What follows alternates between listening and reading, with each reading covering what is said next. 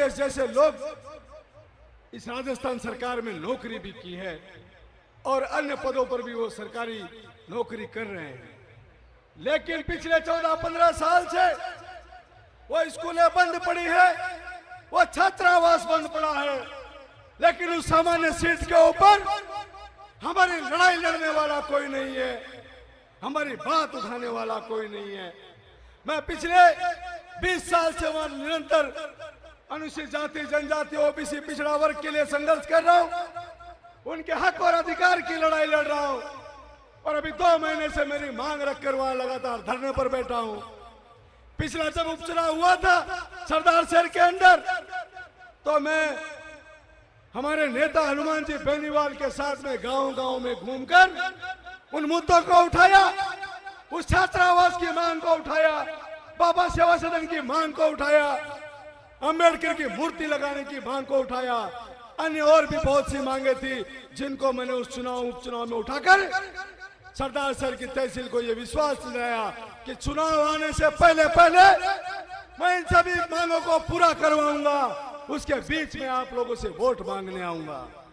साथियों, 2 महीने से मैं धरना लगाकर बैठा हूं और मेरे समाज के सभी 36 कौम के लोगों के लिए खुशी की बात है कि मैंने सरदार शहर में 2 महीने पर धरने पर बैठकर वहां पर डॉक्टर बाबा साहब अम्बेडकर की मूर्ति के लगाने की जगह उपलब्ध करा दी और वहां पर काम शुरू करवा दिया। उसके बाद में वहां पर अम्बेडकर सर्कल और अम्बेडकर वाटिका, सर्वोदय छात्रावास, बाबा सेवा सदन स्कूल और 3 बीघा अम्बेडकर पार्क और जो ट्रॉमा सेंटर बन रहा है उसका नाम डॉक्टर अम्बेडकर के नाम से रखा जाए। इस काम को मैंने वहां सफलतापूर्वक करवाकर दम लिया है। साथियों, अभी भी मेरा धरना जारी है और मेरी मांग है सरकार से। सरकार मुझसे कहती है, ओमकार वाली आपकी बातें मान ली गई है, आप अपना धरना समाप्त करो। लेकिन मैंने सरकार से कहा, आचार संहिता लगने से पहले अगर आपने मुझे स्वीकृतियां नहीं दी तो ये धरना जारी रहेगा। तब सरकार के लोगों ने मुझसे कहा, आचार संहिता लगने से पहले ये आपकी सभी मांगे मान ली जाएगी, पूरी कर दी जाएगी और आपका काम शुरू कर दिया जाएगा। साथियों, जो घोषणा उपचुनाव में हुई थी उसको 2 महीने पर मैंने धरने पर बैठकर उसको सरकार से पूरी करवाई है और ये आने वाले चुनाव के अंदर सरदार शहर की जनता इसका आपको रिजल्ट भी दिखाई देगा। यहाँ पर बोलने का समय मुझे कम मिल रहा है साथियों, और भी बहुत सी बातें हैं देश की, प्रदेश की, राजनीतिक पार्टियों की, लेकिन समय कम होने के कारण मैं बोल नहीं पा रहा हूं। आपने मुझे समय दिया उसके लिए बहुत बहुत धन्यवाद। जय हिंद, जय भीम, जय भारत। Thank you. मैं चाहता हूं कि प्रदेश भर के साथ यहाँ के लोकल नेताओं को बोलने के लिए भरपूर मौका दिया जाए, भरपूर समय दिया जाए, लेकिन कुछ मजबूरियां हैं। हमारे बीच में अल्पसंख्यक मोर्चा के मैं रफू खान जी से मैं निवेदन करूंगा कि वो मंच पे आए। हमारे यहाँ से सालासर के श्री राम जालूराम जी बेरा सर, हमारे किसान बुजुर्ग जिनका आशीर्वाद हमेशा से साथ रहा, उनसे निवेदन को मंच पे आए। चंद्रा राम जी और पेमा राम जी से निवेदन है कि वो मंच पे आए।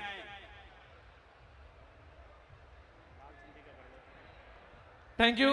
अब अगले वक्ता के उद्बोधन के रूप में मेरा निवेदन रहेगा लालचंद जी मुंड, जिन्होंने पिछले दिनों हुए विधानसभा के उपचुनाव में इन दोनों पार्टियों को दांतों तले अंगुली दबाने के लिए मजबूर कर दिया था।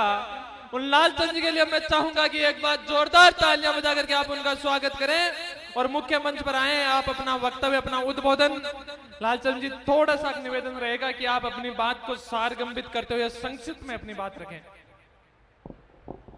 आज इस सालासर की धरती पे जो सत्ता संकल्प यात्रा शुरू करने जा रहे हैं, तो इस मंच पर मंचासीन सभी मेरे नेतागण और पूरे राजस्थान से कोने कोने से आए किसान भाइयों, माताओं और बहनों और मेरे नौजवान साथियों, सारा ने राम राम साहब। आज आप सारा लोग राजस्थान की व्यवस्था परिवर्तन की लड़ाई है।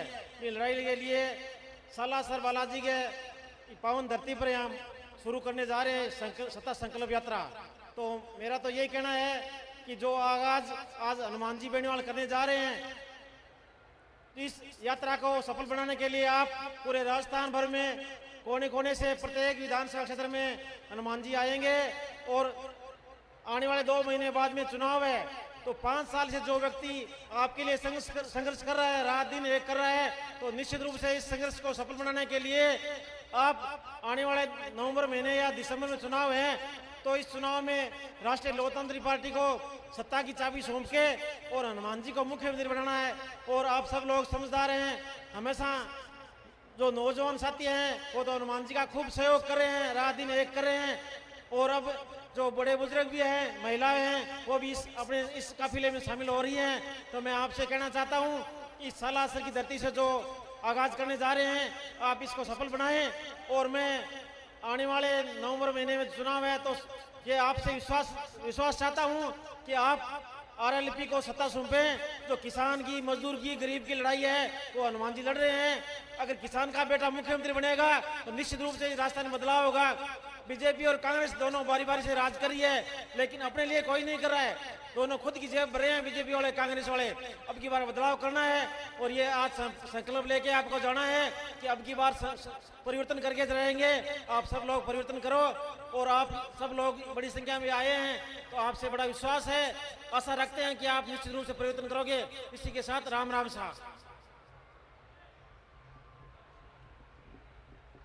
Thank you.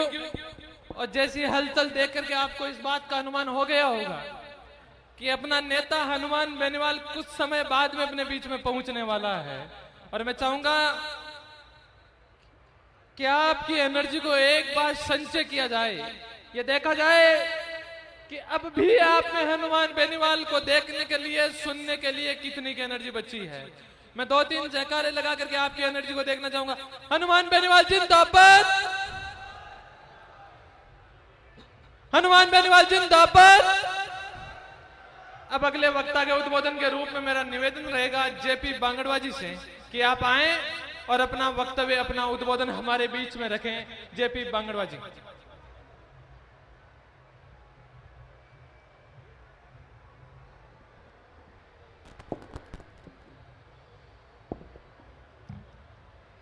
अस्सलाम वालेकुम रहमतुल्लाहि व बरकातहू। राम राम, सत श्री अकाल, निवन प्रणाम।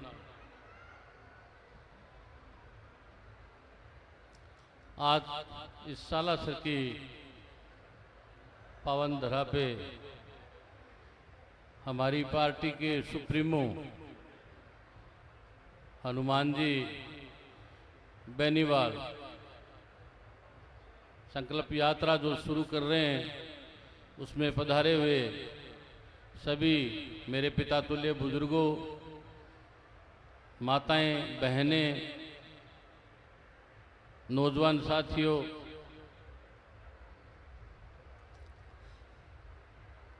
आज हमारे लिए, आप सबके लिए वैसा ही बहुत शुभ दिन है। आज के दिन हमारे मोहम्मद साहब का जन्म हुआ था, उनका जन्म दिवस है। उनकी भी ओर से मैं आप सबको बहुत बहुत बधाई देता हूँ।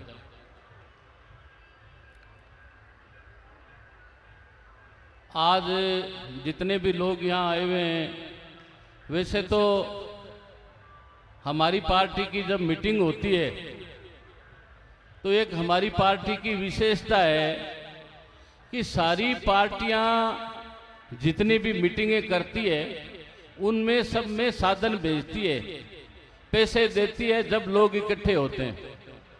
और हमारी पार्टी की, हमारे सुप्रीमो की एक व्यवस्था है, हमारे लोगों में, हमारे कार्यकर्ताओं में, हमारे महबूब के लिए ऐसी दीवानगी है कि एक संदेश पे पूरे राजस्थान के लोग इकट्ठे हो जाते हैं, अपने किराए से, अपने भाड़े से। ये बहुत बड़ी बात है। पैसे देके अगर कोई पार्टी 2 लाख आदमी इकट्ठे करती है, लाख आदमी इकट्ठे करती है, अगर हम अपने पैसे अपने किराए से आते हैं, अगर 20,000 भी आदमी होते हैं तो वो 2 लाख 1 लाख से भी ज्यादा होते हैं। मेरा आप सबसे ये निवेदन है कि इस यात्रा से ये संकल्प लेके जाएं कि आने वाले 2 महीने में विधानसभा चुनाव है और हमारे सब साथी, युवा साथी और जितने भी मेरे बुजुर्ग, पिता तुल्य बुजुर्ग लोग आए हुए हैं, मेरा बुजुर्गों से विशेष निवेदन है कि आपने 75 साल कांग्रेस और बीजेपी को वोट दिया है। एक बार हमारी पार्टी आरएलपी, हमारे सुप्रीमो हनुमान बेनीवाल जी को एक बार देकर देखें। हमारे जो कैंडिडेट जीतेंगे या हमारी पार्टी सत्ता में आएंगी, हम कोई वहां चिपकेंगे थोड़ी, पहले वाले चिपकेंगे क्या? 5 साल बाद में चेंज करते हो आप। तो हमारी पार्टी अगर सही काम नहीं करेगी तो हमें भी चेंज कर देना। आप एक मौका तो दो, आप मौका ही नहीं दे रहे हैं। एक बार कांग्रेस, एक बार बीजेपी, फिर कांग्रेस, फिर बीजेपी। एक बार आप मौका दें।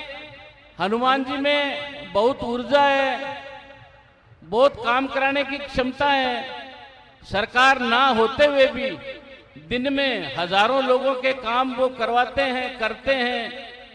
प्रशासन पे उनकी भारी पकड़ है। प्रशासन के जो लोग हैं वो उनके काम को ना नहीं कर सकते।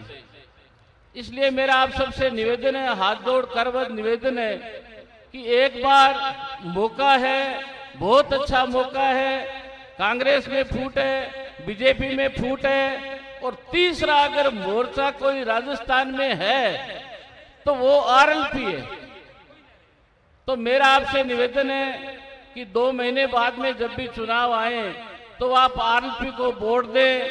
आरएलपी पे एक बार विश्वास करें, आरएलपी अपने आपके विश्वास पे खरा उतरेगी। बहुत बहुत धन्यवाद। Thank you. अब अगले वक्ताओं से निवेदन रहेगा कि मात्र 1 मिनट में अपना वक्तव्य हमारे बीच में रखें। कमलेश जी चौधरी आमेर विधानसभा से आप आए और अपना वक्तव्य हमारे बीच में रखें। मैं निवेदन करूंगा हमारे बीच में भाई विवेक जी मात्रा, उनसे निवेदन को मंच पे आए। भाई साजाद खान जो ब्यावर से आए, उनसे निवेदन रहेगा वो मंच पे आए। और समय की कमी को देखते हुए संक्षिप्त में अपना भाषण भाई कमलेश। आज भगत सिंह जी जयंती के उपलक्ष्य पर उनको मैं कोटि कोटि नमन करता हूं और साथ ही इस सालासर की पावन धरा को नमन करते हुए आज हमें एक संकल्प यहां से लेके जाना है कि 2023 में इस लड़ाके को मजबूत करके राजस्थान की विधानसभा में बैठकर राजस्थान की सीएम की कुर्सी पर हमें बैठाना है। ये संकल्प हमें अपने आत्मविश्वास के साथ लेकर गांव और डैनी के अंदर बैठे उस व्यक्ति को बताना है। अगर कोई लड़ने वाला है, कोई अगर गरीब की बात करने वाला है, वो हनुमान बेनीवाल है। इस हनुमान बेनीवाल को राजस्थान का सीएम बनाने के बाद अगर आप देखोगे प्रत्येक किसान और जवान का स्वाभिमान और मान सम्मान बढ़ेगा। मैं अपनी वाणी को विराम देता हूं। बहुत बहुत धन्यवाद मान सम्मान देने के लिए। ये सत्ता से संकल्प इस बात का संकेत है कि राजस्थान में परिवर्तन निश्चित है। बहुत बहुत धन्यवाद। हमारे बीच में छात्र नेता भाई बाता सुरेंद्र दोतड़, अरुण भाकर, इनका भी तहे दिल से हार्दिक स्वागत और अभिनंदन है। प्रदेश के अग्रिम पंक्ति के नेता जिनका मैं नाम ले सका, मैं उनसे निवेदन है कि मंच के दाईं तरफ आके कार्यकर्ता आप नोट करवा दें। बहुत बहुत धन्यवाद। Thank you. अब एक व्यवस्थागत निवेदन आपसे रहेगा कि ये जो मुख्य कॉरिडोर है, राष्ट्रीय लोकतांत्रिक पार्टी के कार्यकर्ता अगर आप हैं, हनुमान बेनीवाल के नुमाइंदे के रूप में आप हैं, तो मात्र 1 मिनट में अगर मुख्य कॉरिडोर को खाली कर दे। अगले वक्ता के उद्बोधन के रूप में निवेदन रहेगा दानाराम जी गीठाला बीकानेर से, आप आए और अपना वक्तव्य, अपना उद्बोधन अति संक्षिप्त में हमारे बीच में रखें, अति संक्षिप्त में। मैं उदयलाल जी डांगी से निवेदन को मंच पे आए। जोरदार तालियां एक बार उदयलाल जी डांगी के लिए। हमारे आदरणीय नेताजी हनुमान बेनीवाल जी भी हमारे बीच आ चुके हैं। एक जोरदार जयकारा आप सबकी तरफ से। हनुमान बेनीवाल, राष्ट्रीय लोकतांत्रिक पार्टी आज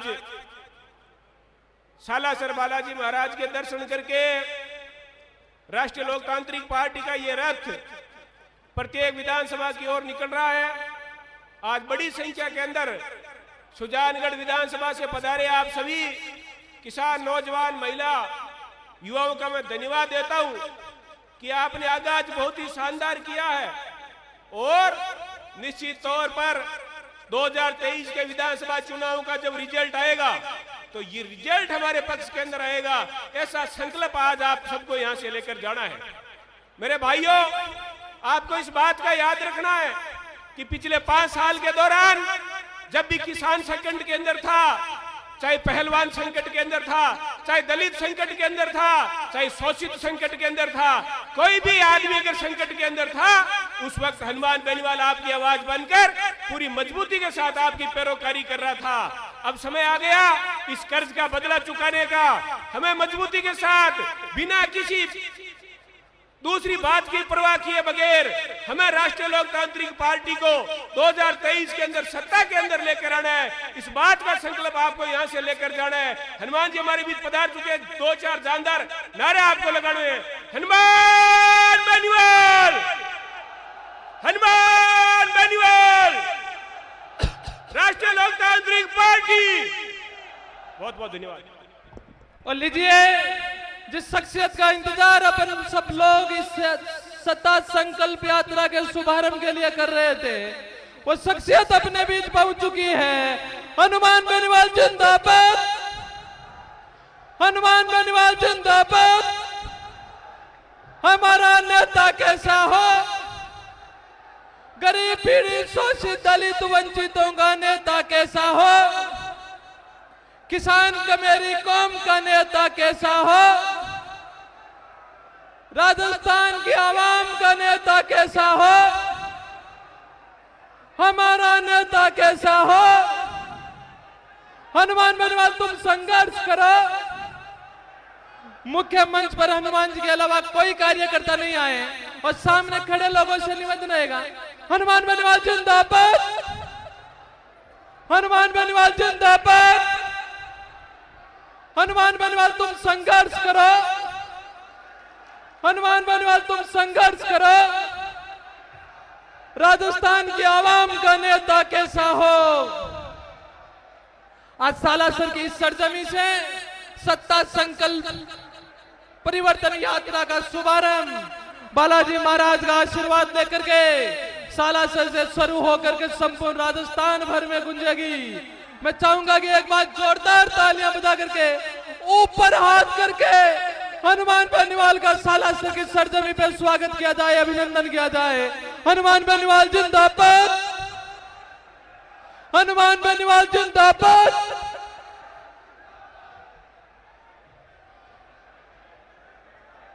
अब थोड़ा व्यवस्था की बात भी हम लोग करेंगे। ये डी के अंदर पत्रकारों के और वरिष्ठ जनों के लिए ये स्थान आरक्षित है और आप लोग जो सामने खड़े हैं, आप लोग बैठ जाइए। ये हमारी माता बहनें बैठी है, इनके आगे आप लोग खड़े हैं, आप नीचे बैठ जाइए, नीचे बैठ जाइए आप। और ये गैलरी पूरी खाली कराएं, वॉलंटियर्स जो भी हैं, ये पूरी गैलरी आप खाली कराएं। Thank you. अगले वक्ता के उद्बोधन के रूप में निवेदन रहेगा, अगले वक्ता के उद्बोधन के रूप में निवेदन रहेगा भाई रोई जी गुजर से कि आप आए और अति संक्षिप्त में अपना उद्बोधन, अपना वक्तव्य हमारे बीच में रखें। वो रोई जी गुजर का भाषण हो तब तक आप सारे लोग व्यवस्थित हो जाना।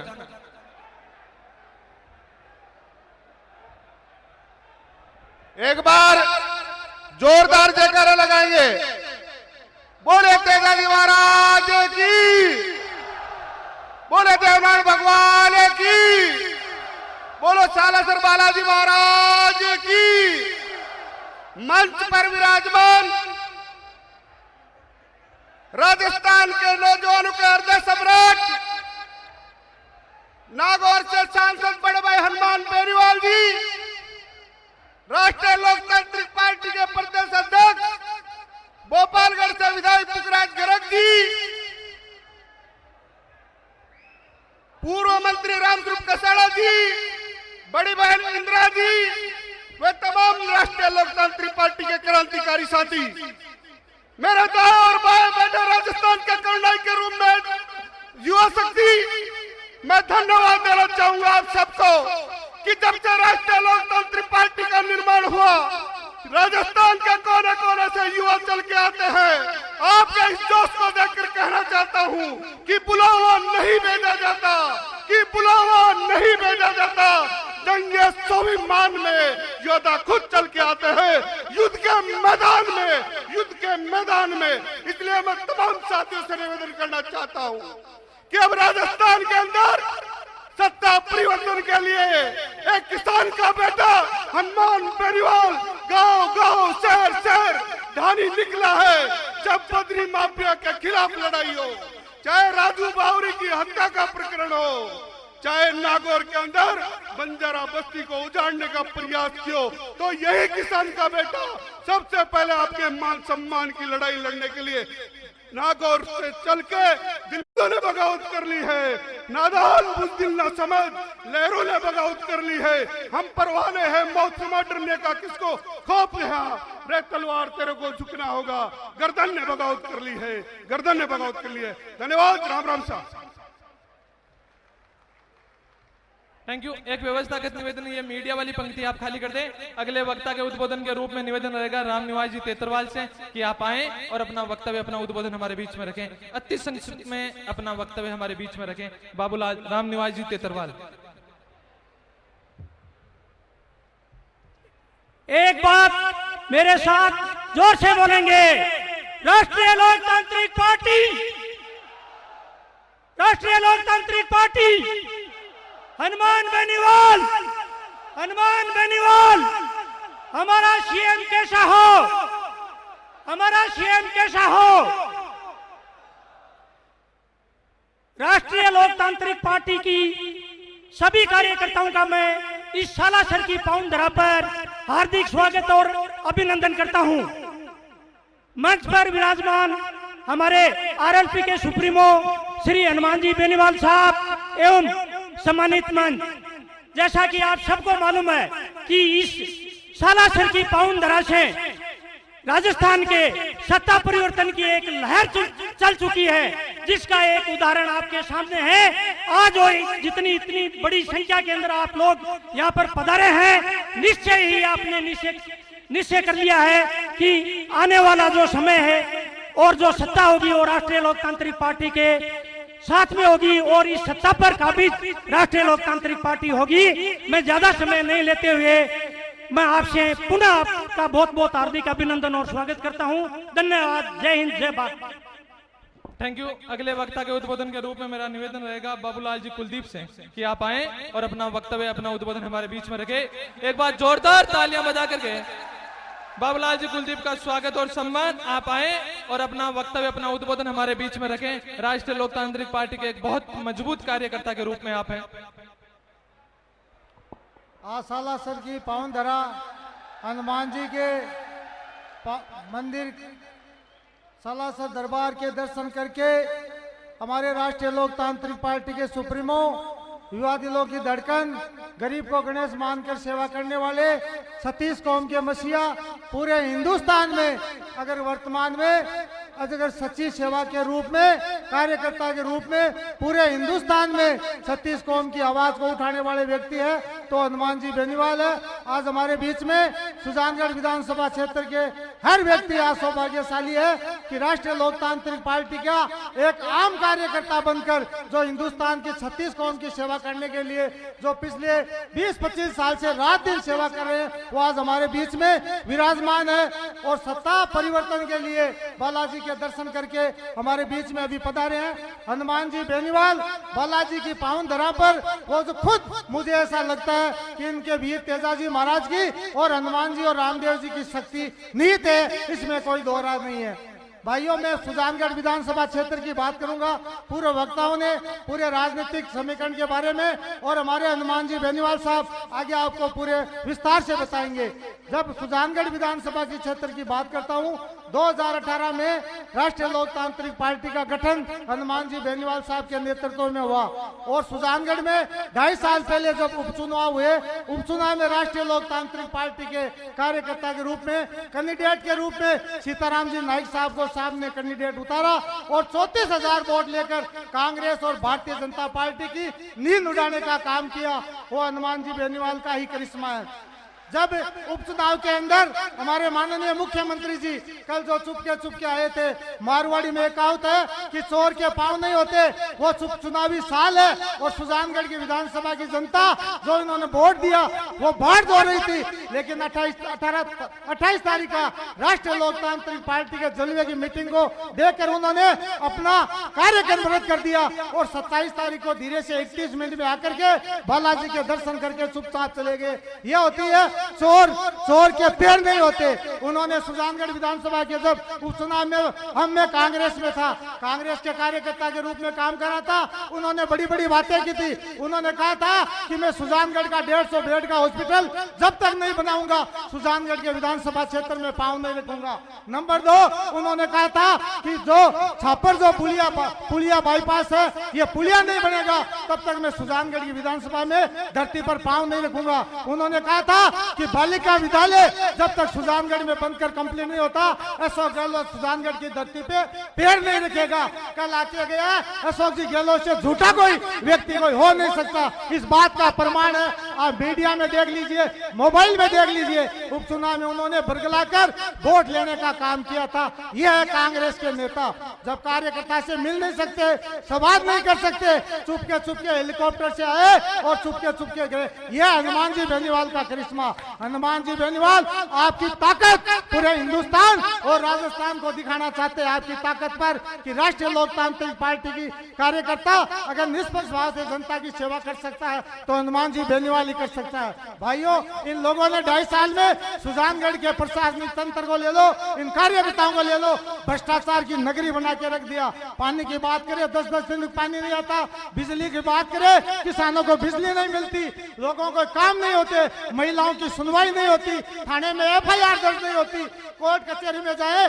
तहसीलदार के पास जाए, SDM के पास जाए तो कोई सुनने वाला नहीं है। यह तो सौभाग्यशाली हो आप सुजानगढ़ विधानसभा क्षेत्र की जनता कि हम हनुमान जी बेनीवाल के नाम से आप लोगों के काम करवाते हैं। यह विधायक जो बोल नहीं सकता। सुजानगढ़ 50 साल पहले जिले की मांग चल रही थी, सुजानगढ़ ने 36 कौम की जनता ने जिला बनाने की मांग की। इस अनुभवहीन विधायक ने जिला बनाने का रोकने के लिए अगर अहम रोल अदा किया है तो मनोज मेघवाल ने किया है। आने वाले 2023 में अगर आप जनता इनको बख्शती हो तो ये फिर तांडव मचाएंगे और गरीब जनता को ठगने का काम करेंगे। भाइयों, मैं आपको इस बात आश्वस्त कर सकता हूं कि हनुमान जी बेनीवाल को आप जिताते हो, राष्ट्रीय लोकतांत्रिक पार्टी विधानसभा क्षेत्र सुजानगढ़ के विधायक बनाकर आप भेजते हो तो मैं ये दावे के साथ कह सकता हूं, मैं भी छोटी मोटी राजनीति का कार्यकर्ता हूं, आदमी के काम करने से पता लग जाता है। मैं आपको आश्वस्त कर सकता हूं, जब प्रतापगढ़ बांसवाड़ा जिला बन सकता है, जब राजसमंद रात को जिला बन सकता है, जब हनुमान जी बेनीवाल अपने योद्धा थे उनको रात को छुड़ाने का काम कर सकते हैं तो सुजानगढ़ जिला भी रात को बना सकते हैं। ये हनुमान जी बेनीवाल में ताकत है, ये आपको सोचना है। सुजानगढ़ विधानसभा क्षेत्र में राष्ट्रीय लोकतांत्रिक पार्टी को मजबूत करना है। आपको देखिए, आज देखिए हमारे पास कार्यकर्ताओं के फोन आते हैं, हम साहब को फोन करते हैं, रात को 3 बजे फोन करते हैं तो हमारी बात सुनकर हमारे पास रिटर्न आता है और वो काम होता है। ये हनुमान जी बेनीवाल की ताकत है। बालाजी महाराज की असीम कृपा हुई है कि आज सुजानगढ़ विधानसभा क्षेत्र से इन्होंने पूरे राजस्थान के चुनाव की जो आज यह शुरुआत की है। हम सबको दोनों हाथ उठाकर हनुमान जी बेनीवाल को ताकत के साथ ये प्रमाणित कर देना है कि हम सुजानगढ़ विधानसभा क्षेत्र से RLP का ही उम्मीदवार जिता के भेजेंगे। दोनों हाथ ऊपर करके आप हनुमान जी को ये सबूत दिलाओ कि हम दोनों भाइयों देखो, आने वाले समय में अब 2-3 महीने में चुनाव है। हमारे राष्ट्रीय लोकतांत्रिक पार्टी के 3 विधायक है इस मंच पर विराजमान। हनुमान जी बेनीवाल के साथ जिस तरह राम जी के साथ लक्ष्मण जी ने इस पापियों के खिलाफ लड़ाई लड़ी थी, उसी तरह हनुमान जी के साथ नारायण जी बेनीवाल इन भ्रष्टाचारियों को मिटाने के लिए कंधे से कंधा मिलाकर लड़ाई लड़ रहे हैं। हमारे जो पूर्व प्रदेश अध्यक्ष है फुकराज जी गरज साहब भी विराजमान है। मेरी बड़ी बहन इंदिरा जी जो अपने मेड़ता से विधायक है, सभी विराजमान में इस पावन धरा पर सुजानगढ़ विधानसभा की धरती पर मैं आप सबका तहे दिल से पूरे मंच को बहुत बहुत अभिनंदन और आभार व्यक्त करता हूं। और आप सुजानगढ़ की जनता 3 दिन के बुलाए पर हजारों की संख्या में आए हनुमान जी बेनीवाल को मजबूत करने की जो आपने जो ये यहाँ सौगंध खाई है, आप इस सौगंध को लेके जाना और बालाजी महाराज के दर्शन करके आप यही संकल्प ले जाना कि आने वाले 2023 में इस भारतीय जनता पार्टी और कांग्रेस के कुशासन को उखाड़ के फेंकेंगे और 2023 में राष्ट्रीय लोकतांत्रिक पार्टी की 100 सीटें लाकर हनुमान जी बेनीवाल को राजस्थान का मुखिया बनाएंगे। भाइयों, मैं इस बात लोग कहते हैं कि यहाँ कांग्रेस और भारतीय जनता पार्टी ने बहुत काम किया है। शिक्षा की दृष्टि से आज सुजानगढ़ पिछड़ा हुआ है, 50 साल में एक भी कॉलेज नहीं खुली। आज खींवसर नागौर की बात करें, 5-5 नवोदय विद्यालय, 10-10 महाविद्यालय, या आप कंपेरिजन कीजिए कि किस व्यक्ति ने काम किया। पानी की किल्लत, बिजली की किल्लत, यहाँ इंडस्ट्री एरिया बिल्कुल फेल। मैं तो इन्हीं भावनाओं के साथ आपको पुनः हाथ जोड़ के ये निवेदन करना चाहूंगा कि जिस आस से बालाजी महाराज के दर्शन करके हनुमान जी बेनीवाल ने बालाजी महाराज से जो मंगत मांगी है वो विधानसभा क्षेत्र से सुजानगढ़ से पूरी करके भेजनी है। आपने बुलाया, मान सम्मान दिया। मैं 22 साल कांग्रेस में रहा, मैं दुर्भाग्यशाली था कि मेरे को मंच पे बोलने की अनुमति नहीं थी। आज पूरे हिंदुस्तान के एक नेता के सामने और पूरे राजस्थान की लेवल की एक पूरी मीटिंग हो रही है, उसमें एक नेगर समाज का लड़का आपके सामने दाड़ के बोल सकता है, इसे कहते हैं हनुमान बेनीवाल। मैं माइनॉरिटी और शेड्यूल कास्ट के लोगों को यह निवेदन करना चाहूंगा कि अब कांग्रेस और भारतीय जनता पार्टी की दरी बिछाना बंद करे, राष्ट्रीय लोकतंत्र में विश्वास जताए, एक बार हनुमान जी बेनीवाल को मजबूत करके भेजे, फिर देखिए किस तरह 36 कौम का काम होता है। इन्हीं भावनाओं के साथ पूरे विधानसभा क्षेत्र के लोग आए। विशेष तौर से मैं मातृशक्ति को प्रणाम करता हूँ कि सैकड़ों की संख्या में मातृशक्ति आई। इन्हीं भावनाओं के साथ जय हिंद, राम राम साहब। Thank you. इस जोशीली आवाज के लिए एक बार जोरदार ऊपर हाथ करा करके तालियां बजाएं। और अब अगले वक्ता के उद्बोधन के रूप में मेरा निवेदन रहेगा, पिछले दिनों हुए उपचुनाव में दोनों पार्टियों को दांतों तले अंगुली दबाने वाले हम सबके लाडले नेता सीताराम जी नायक से निवेदन रहेगा कि आप आए और अपना वक्तव्य, अपना उद्बोधन हमारे बीच में रखें। आपसे एक निवेदन रहेगा कि आप अपना वक्तव्य थोड़ा सा संक्षिप्त में रखें। उसके बाद अपन सत्ता संकल्प यात्रा का शुभारंभ यहां से करने जा रहे हैं। सीताराम जी नायक, एक बार जोरदार तालियां सीताराम जी के लिए।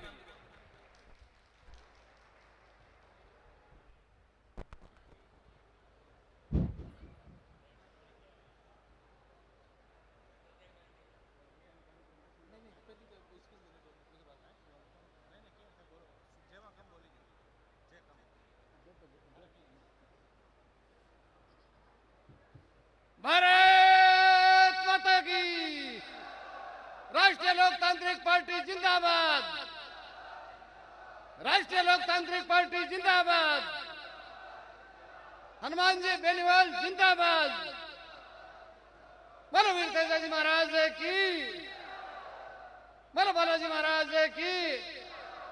आज सालासर की पावन धरा पर राजस्थान की सत्ता व्यवस्था परिवर्तन, सत्ता संकल्प यात्रा निकालने के लिए आपके बीच आए। मेरी बात शुरुआत करने से पहले राष्ट्रीय लोकतांत्रिक पार्टी के सुप्रीमो हनुमान जी बेनीवाल साहब, नागौर सांसद, सबके दिलों की धड़कन खींवसर विधायक भाई नारायण जी बेनीवाल साहब, शेरनी की तरह दहाड़ने वाली मेड़ता विधायक इंदिरा बावरी बहन, हमारे पुखराज जी गर्ग साहब विधायक महोदय, सम्मानित मंच, मेरे भाइयों, राजस्थान में आप देखते आए हो, राजस्थान की दिशा और दशा सब आपके सामने है। भाइयों, राजस्थान में राष्ट्रीय लोकतांत्रिक पार्टी के 3 विधेयक हैं जो सभी समाजों के लिए धाड़ते हैं, आवाज उठाते हैं, और केंद्र में तो 24 सांसद और भी बैठे रहते हैं, पर वो नींद लेकर के कबूतर की भांति बैठे रहते हैं, और हनुमान जी बेनीवाल शेर की भांति 27 कौम की आवाज उठाते हैं और काम करते हैं। भाइयों, मैं कहना चाहूंगा कि आप राष्ट्रीय लोकतांत्रिक पार्टी का हाथ मजबूत करें। आज आप आए, हजारों की संख्या में आए, इससे मुझे लगता है कि ये सुजानगढ़ की विधानसभा की सीट भारतीय राष्ट्रीय लोकतंत्र पार्टी के खाते में जाएगी और कांग्रेस और भारतीय जनता पार्टी को धराशायी करेगी, ऐसा मुझे महसूस हो रहा है। भाइयों, एक एक सीट हम जिता करके राष्ट्रीय लोकतांत्रिक पार्टी के हाथों में देंगे। भाई हनुमान जी के हाथ मजबूत करेंगे और राजस्थान की सत्ता पर कब्जा करेंगे, तो किसान, दलित, मजदूर सभी हम खुश रहेंगे मेरे भाइयों। इसलिए अभी मेरे को कहा गया था ज्यादा नहीं बोलना, तो आज मैं ज्यादा भी नहीं बोलूंगा। आपको ये कहना चाहूंगा कि आप जब चुनाव है, ये चुनाव बिगल बजने को जा रहा है, जब चुनाव है तो बोतल का निशान है याद रखते हुए और राष्ट्रीय लोकतांत्रिक पार्टी के हाथ मजबूत करो। भाई हनुमान जी के हाथ मजबूत करो। आप दूर दराज ढाणियों से, दूर दराज से पधारे, बहुत बहुत धन्यवाद, बहुत बहुत धन्यवाद। इसी आशाओं के साथ मेरी वाणी को विराम देता हूँ। जय भारत, जय हिंद। Thank you. अब अगले वक्ता के उद्बोधन के रूप में मेरा निवेदन रहेगा, कोटपुतली से हमारे बीच में पहुंचे पूर्व मंत्री राजस्थान सरकार, राष्ट्रीय लोकतांत्रिक पार्टी के अग्रिम पंक्ति के कार्यकर्ता भाई रामस्वरूप जी कसाना से निवेदन रहेगा कि आप आए, एक बार जोरदार तालियां बजा करके रामस्वरूप जी का स्वागत और सम्मान कीजिए। सालासर की इस पावन धरा पर राष्ट्रीय लोकतांत्रिक पार्टी के सुप्रीमो परमादरणीय सम्मानीय हनुमान जी बेनीवाल, पुखराज जी गर्ग, सम्मानीय नारायण जी बेनीवाल, इंदिरा जी बावरी और जितने भी जो मंच पर बैठे सम्मानित मंच, आज सबसे पहले तो मैं आप सभी को धन्यवाद अर्पित करना चाहूंगा कि सालासर जी की इस पावन धरा पर जो है ऐतिहासिक रैली आपने यहाँ जो आयोजित की और विशाल जो जन समूह आप लोग आरएलपी पार्टी को जो समर्थन देकर जो प्यार और सम्मान हनुमान जी को दिया, ये विश्वास दिलाने के लिए कि जिस प्रकार से पूरे 4.5 साल और 5 साल होने को आए, राजस्थान में जब भी कहीं अन्याय होता है, अत्याचार होता है, तो सिर्फ राजस्थान में एक ही व्यक्ति है जिसकी तरफ पूरा राजस्थान देखता है कि जब भी हनुमान जी आएंगे गरीब की, मजदूर की, तो उनको न्याय दिलाने का काम करेंगे।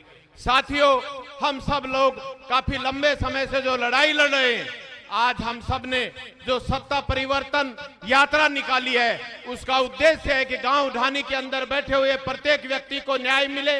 आज जब भी हम लोग बात करते हैं राजस्थान के अंदर जिस प्रकार से महिलाओं पर अत्याचार, हमारे सम्मानीय बेनीवाल जी की एक सोच है कि राजस्थान भयमुक्त हो, राजस्थान में भ्रष्टाचार समाप्त हो, राजस्थान में टोल मुक्त राजस्थान हो, बिजली मुफ्त किसानों को मिले, और उन सब के लिए सत्ता की आवश्यकता है। और वो चाबी जो सत्ता की ओर आपको आगे बढ़ाने का काम करेंगे, वो जनता जनार्दन जो आज यहाँ बैठी हुई है, वो इसलिए आई है कि सम्मानीय बेनीवाल जी को यह विश्वास दिलाने आए कि राजस्थान का प्रत्येक गरीब मजदूर किसान अब आने वाले चाहे कांग्रेस हो रही है चाहे भारतीय जनता पार्टी हो, इनके बहकावे में नहीं आएंगे, और हम राजस्थान के अंदर किसान के बेटे को मुख्यमंत्री बनाएंगे। और उसी के लिए जिस प्रकार का जो जन सैलाब यहाँ उमड़ा है, मैं आज आप सबकी तरफ से ये विश्वास दिलाता हूं सम्मानीय बेनीवाल जी को। कई बार लोग कहते हैं कि सम्मानीय बेनीवाल जी पूरी रात नहीं सोते, दिन नहीं सोते। मैं कहना चाहता हूं मेरे भाइयों को, मेरे नौजवान साथियों को, और जो मेरी मातृशक्ति आई हुई है, आज हनुमान जी बेनीवाल इसलिए नहीं सोते, चाहे रात हो चाहे दिन हो, क्योंकि हनुमान जी बेनीवाल जानते हैं कि राजस्थान में जिस प्रकार की कानून व्यवस्था है, जिस प्रकार का भय का माहौल बना हुआ है, आज अगर हमारे लिए सम्मानीय बेनीवाल जी सोएंगे तो फिर आपको न्याय दिलाने का काम कौन करेगा? आपके लिए लड़ाई लड़ने का काम कौन करेगा?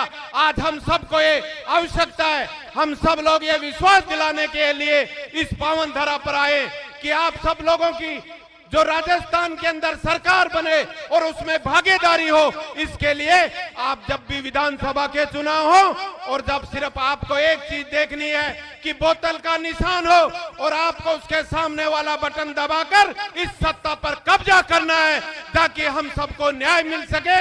इन्हीं भावनाओं के साथ बहुत बहुत धन्यवाद। जय जवान, जय किसान, जय हनुमान। Thank you. भारतीय संस्कृति की आन बान और शान के प्रतीक सालासर की सरजमी के ऊपर हनुमान जी बेनीवाल का 51 किलो की फूलों की माला के साथ आप सब लोगों की तरफ से एक सामूहिक स्वागत किया जाएगा। मेरा निवेदन रहेगा कि आप माला ऊपर लेकर के आए। आप पूरे सालासर की सरजमी की तरफ से, पूरे चूरू जिले की तरफ से, पूरे सुजानगढ़ विधानसभा की तरफ से हनुमान जी बेनीवाल का 51 किलो की फूलों की माला के साथ आपका स्वागत और सम्मान किया जाएगा। मैं चाहूंगा आप अपनी अपनी जगह तालियां बजा करके आप अपनी तरफ से स्वागत और सम्मान कीजिए। एक बार जोरदार तालियां बजाएं।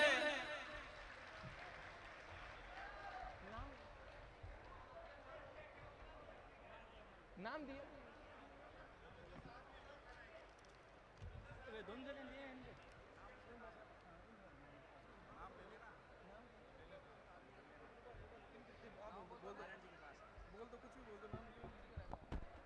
सुजानगढ़ विधानसभा क्षेत्र से मैं निवेदन करूंगा बाबूलाल जी कुलदीप, सीताराम जी नायक, पेमाराम जी और पूरी आरएलपी की सुजानगढ़ विधानसभा की टीम से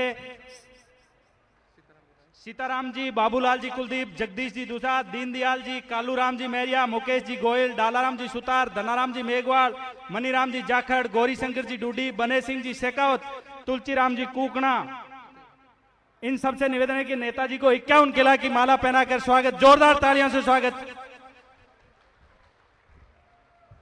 थैंक यू। जिन जिन का नाम बोला आप मुख्य मंच पर आए और 51 किलो की फूलों की माला के साथ आप हनुमान जी बेनीवाल का स्वागत और सम्मान कीजिए। और आप अपनी तरफ से एक बार जोरदार तालियां बजा करके हनुमान जी बेनीवाल का स्वागत और सम्मान सालासर की सरजमी के ऊपर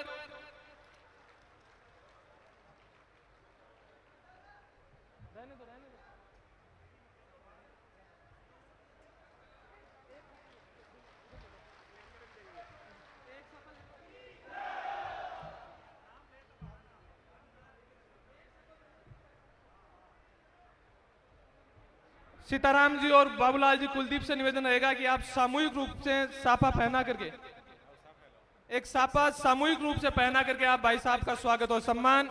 भारतीय संस्कृति की आन बान और शान का प्रतीक बाबूलाल जी कुलदीप और सीताराम जी नायक, आप सामूहिक रूप से साफा पहना करके हनुमान जी बेनीवाल का स्वागत और सम्मान करते हुए आप अपनी तरफ से एक बार पुनः जोरदार तालियां बजा करके उनका स्वागत और सम्मान।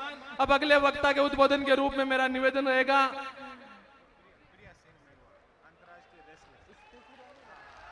प्रिया सिंह जी मेघवाल, अंतर्राष्ट्रीय आप आए और आप अपना वक्तव्य, अपना उद्बोधन हमारे बीच में अति संक्षिप्त में रखें। प्रिया सिंह जी आप आए।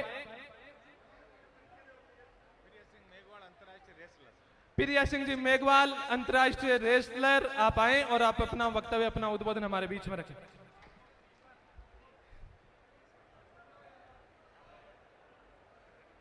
मंच पर उपस्थित अतिथिगण और भाई साहब को मेरा प्रणाम और सामने बैठे मेरे भाई बहन उनको भी मेरा प्रणाम। राम राम। आज मैं बहुत खुशी हो रही है कि फाइनली मैं आरएलपी टीम का हिस्सा हूं और ये फैसला मैंने इसलिए लिया कि भाई साहब इतने अच्छे इंसान हैं, इनके विचारों से मैं इतना प्रभावित हुई हूँ जिसकी वजह से मैं इनसे जुड़ी हूँ और इनकी तरह निस्वार्थ भावना से निडर होके काम करना चाहती हूं मैं। महिलाओं के हक में आवाज उठाना चाहती हूं मैं। बीजेपी और कांग्रेस कहते हैं देश को आजाद हुए 75 साल हो गए हैं।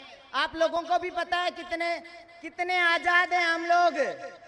क्या हमको हमारा अधिकार, हमारा हक मिल पाया है?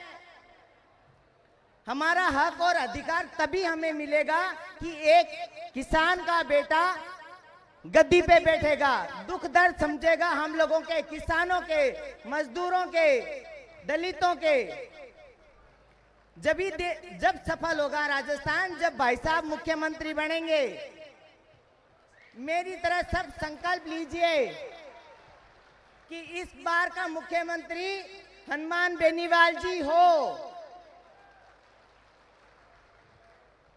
कहते हैं महिलाएं बहुत निडर होती है, मैं भी मानती हूँ निडर होती है। और मैंने कल ऐसा चैलेंज भी लिया था, महिलाओं को कोई नहीं रोक पाया है। जब घर बसाने में महिलाओं का अहम योगदान है तो भाई साहब को जिताने में महिलाओं का अहम योगदान होना चाहिए, इसीलिए मैं आई हूं। मैं महिलाओं के यही निवेदन करती हूं कि भाई साहब के लिए तन मन और धन से जुड़ जाइए, जैसे मैं जुड़ी हूं। खिलाड़ी हूं, ऐसी बात नहीं है कि मेरे पास कोई सी भी प्रकार का ऑफर नहीं आया है। बीजेपी कांग्रेस ने आज तक कुछ नहीं दिया है, वो अपने वादे पूरे नहीं करती है, वो दूसरों के क्या वादे पूरे करेगी। आज तक हनुमान बेनीवाल जी ने वो सारे वादे पूरे किए हैं। आज तक जो निडर होके जो कह देते हैं वो करके दिखाते हैं। मैं सौभाग्यशाली हूं कि मैं आरएलपी टीम का हिस्सा हूं और भाई साहब की हाथों में रह के मैं ये सब काम करना चाहती हूं। ये जो कल ये लावंडा है फतेहपुर के पास में, 15 साल की बच्ची का रेप हो गया और 3 लड़कों ने कर दिया, बच्ची को न्याय नहीं मिला है। उसका रीजन सिर्फ यही है कि ये अंधी सरकार है, ये किसी की नहीं सुनती और ना सुनेगी। कहने को वादे करती है। कुछ दिन पहले कुएं में एक बच्ची का रेप करके डाल दिया था, वहां भी नहीं सुनी। तो मैं आप सबसे यही निवेदन करूंगी कि आप इस बार भाई साहब को मुख्यमंत्री बनाएं। धन्यवाद। Thank you. अब अगले वक्ता के उद्बोधन के रूप में मेरा निवेदन रहेगा राष्ट्रीय लोकतांत्रिक पार्टी में महिलाओं का प्रतिनिधित्व करने वाले मेरता से विधायक बड़ी बहन के रूप में इंदिरा जी बावरी से कि आप आए और अति संक्षिप्त में आप अपना वक्तव्य, अपना उद्बोधन हमारे बीच में रखें। मैं चाहूंगा एक बार जोरदार तालियां आप इंदिरा जी बावरी के लिए बजाएं।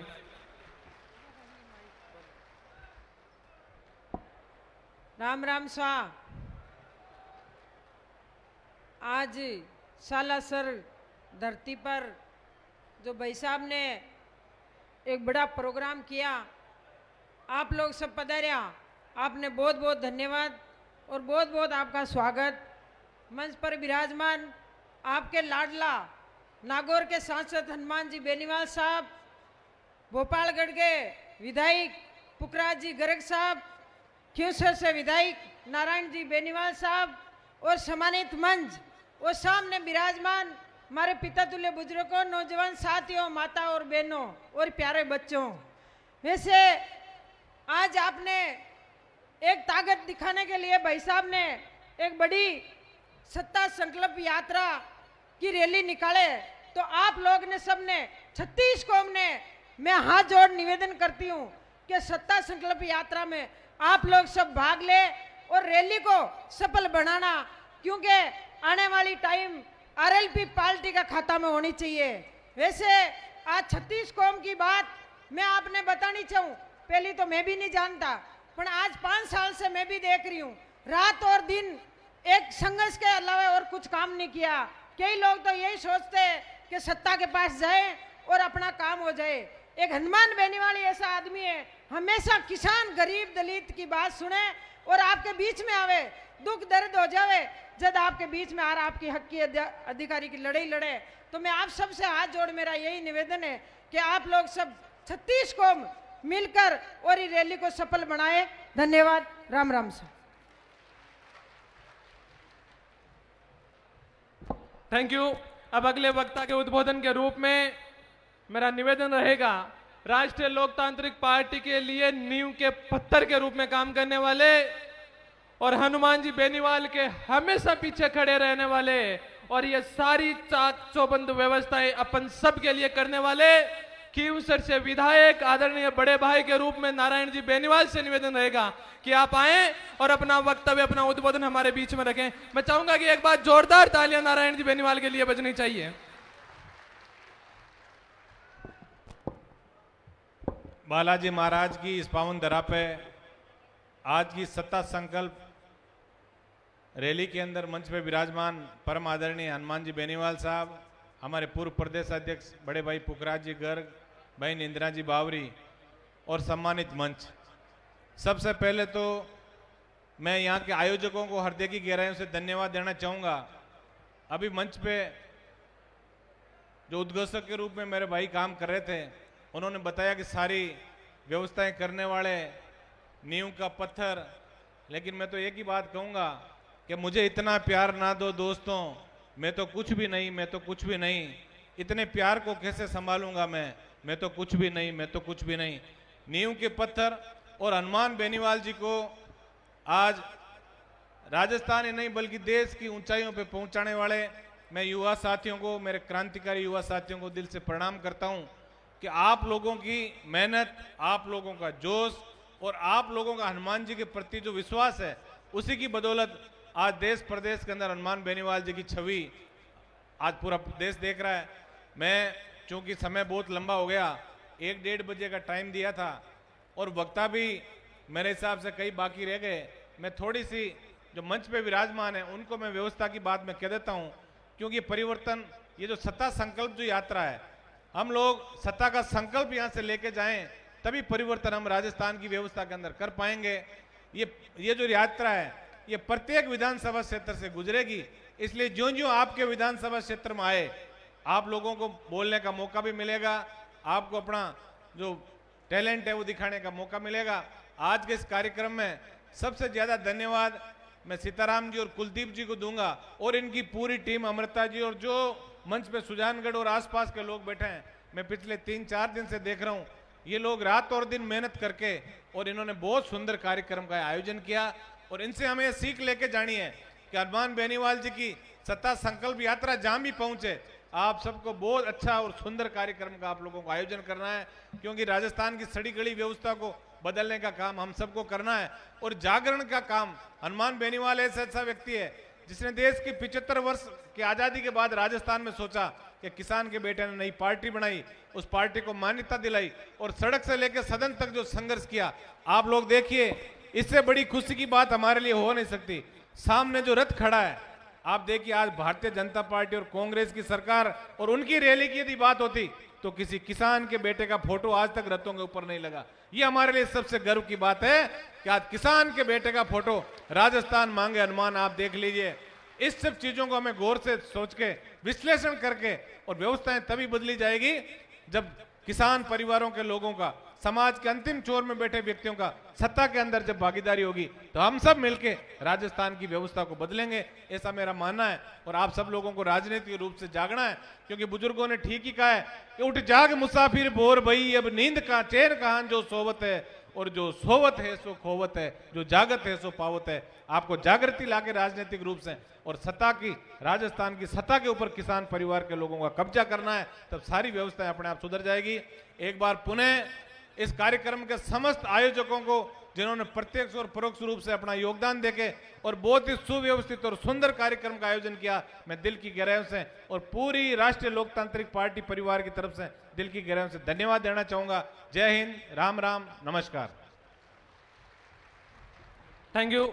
अब अगले वक्ता के उद्बोधन के रूप में मेरा निवेदन रहेगा, भोपालगढ़ से विधायक, राष्ट्रीय लोकतांत्रिक पार्टी का नेतृत्व करने वाले और शेड्यूल कास्ट से आकर के राजस्थान की विधानसभा तक पहुंचने वाले हम सबके राष्ट्रीय लोकतांत्रिक पार्टी के पूर्व प्रदेशाध्यक्ष आदरणीय पुखराज जी गर्ग से निवेदन रहेगा कि आप आए और अपना वक्तव्य, अपना उद्बोधन हमारे बीच में रखें, मार्गदर्शन हमारा करें। आप आए, एक बार जोरदार तालियां पुखराज जी गर्ग के लिए बजें।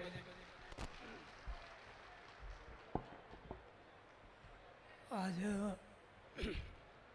सालासर बालाजी के इस ऐतिहासिक स्थल पर सत्ता के संकल्प यात्रा के प्रारंभ पर मंच पर उपस्थित राष्ट्रीय लोकतांत्रिक पार्टी के सुप्रीमो हनुमान जी बनीवाल साहब और हमेशा हनुमान जी बनीवाल साहब के साथ में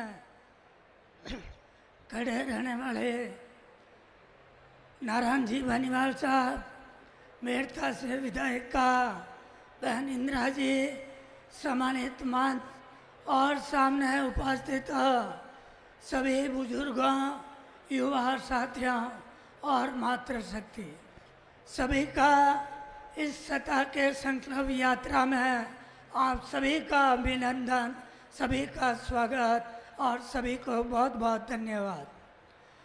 साथियों, आपने देखा होगा आज आप सभी लोग यहाँ उपस्थित हुए हैं।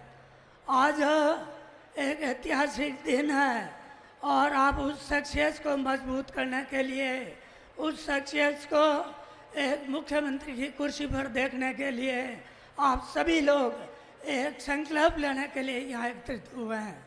आपने देखा होगा पिछले 4 साल के अंदर, 4.5 साल के अंदर हनुमान जी बनीवाल साहब ने प्रदेश के अंदर जहाँ कहीं भी, चाहे दलितों पे अत्याचार हुआ हो, चाहे महिलाओं पे अत्याचार हुआ हो, चाहे किसानों के मान सम्मान की बात आई हो, किसानों के हक अधिकार की बात आई हो, तो हमेशा सड़क से सदन तक किसी व्यक्ति ने संघर्ष किया है तो वो नाम है हनुमान बनीवाल। आपने देखा होगा दलितों पे प्रदेश के अंदर जहाँ कहीं भी अत्याचार हुआ हो, चाहे थाना गांधी का प्रकरण हो, चाहे जालोर का इंदर मेघवाल का प्रकरण हो, चाहे बाड़मेर के तेजाराम मेघवाल का प्रकरण हो, चाहे कर्नू और चामू का नायक समाज के परिवार के अत्याचार की बात हो, हमेशा प्रदेश के अंदर सबसे पहले और सबसे सख्त आवाज़ उन परिवार को न्याय दिलाने की अगर आवाज़ किसी व्यक्ति ने उठाई तो नाम है वो हनुमान बनीवाल। आपने देखा होगा प्रदेश के अंदर चाहे गढ़साना प्रकरण हो, चाहे खंडेला प्रकरण, जिसके अंदर हमारे जो विद्वान वकील हैं उनके ऊपर अत्याचार हुआ, उन लोगों को सुसाइड करनी पड़ी और उन लोगों ने भी उस सुसाइड नोट के अंदर, आत्महत्या नोट के अंदर यह उन्होंने आशा व्यक्त की कि हमें न्याय दिलाएगा, तो प्रदेश के अंदर एकमात्र शख्सियत है, वो नाम है हनुमान बनीवाल। तो आप हनुमान जी ने पिछले 5 साल के अंदर प्रदेश के अंदर दूर दराज दोटानी के अंदर व्यक्ति बैठा है, वो शायद दलित हो, किसान हो, शोषित हो, पीड़ित हो, सभी लोगों के अंदर एक ऐसी आशा उत्पन्न कर दी, ऐसी लोगों के अंदर एक भावना उत्पन्न कर दी, ऐसा लोगों के अंदर एक विश्वास पैदा कर दिया। सभी लोगों को एक ऐसा लगता है कि प्रदेश के अंदर राजनीति के अंदर कोई शख्सियत है जो हमारे हक अधिकार की लड़ाई लड़ सकता है, जो हमें न्याय दिला सकता है, जो गरीब के हक की बात कर सकता है, तो वो नाम है हनुमान बनीवाल। आप ऐसी शख्सियत को प्रदेश की उस कुर्सी पर बैठाने के लिए आप सभी लोग आज एक संकल्प लेने के लिए हमारे इस ऐतिहासिक स्थल पर उपस्थित हुए हैं।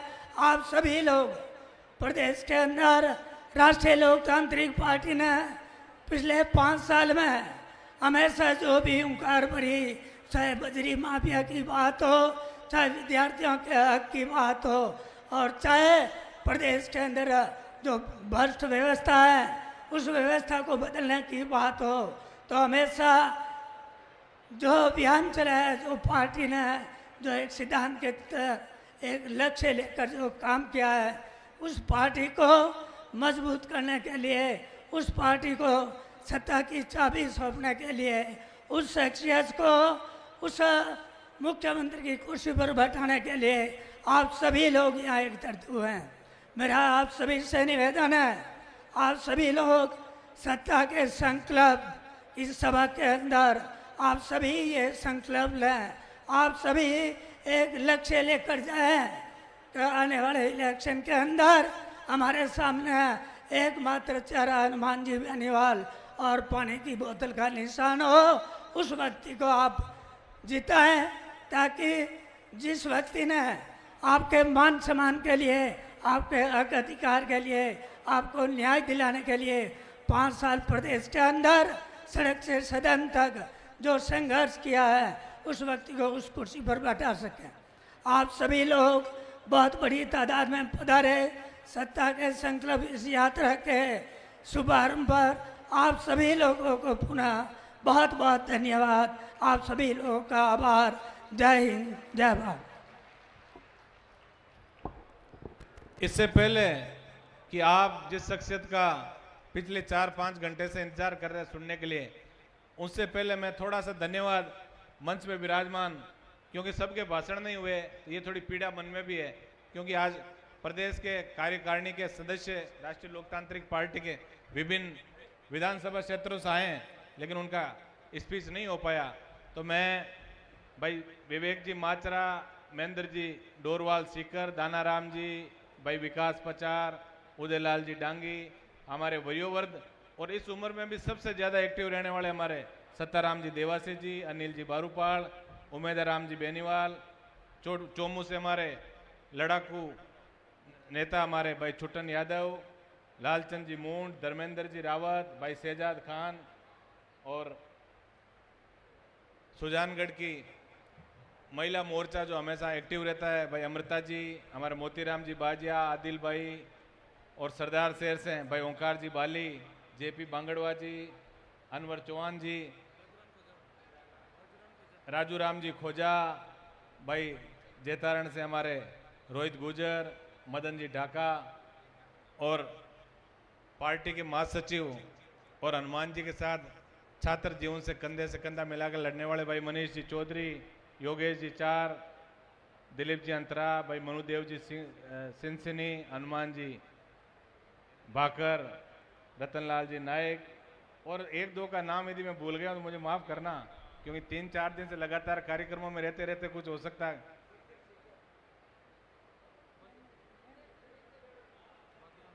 माधुराम जी चौधरी, सबका हो गया, और जिसका नाम रह गया मुझे, मैं लगभग बड़ा भाई हूं आपका, तो मुझे बड़े भाई को क्षमा करना। और बहुत दूर से हमारे किसानों का प्रतिनिधित्व हरदाराम जी पटेल, जो राजस्थान की गुजरात से सटी हुई सीमा से मिलते हैं, और दोरी मन्ना का जो कार्यक्रम हुआ हमारा बजरी माफिया खिलाफ, उसके अंदर हरदाराम जी ने बहुत बड़ी मेहनत करके और बहुत बड़ा योगदान इन्होंने हरदाराम जी ने दिया। एक बार ताली जरूर इन सब मंचासीन अतिथियों के लिए।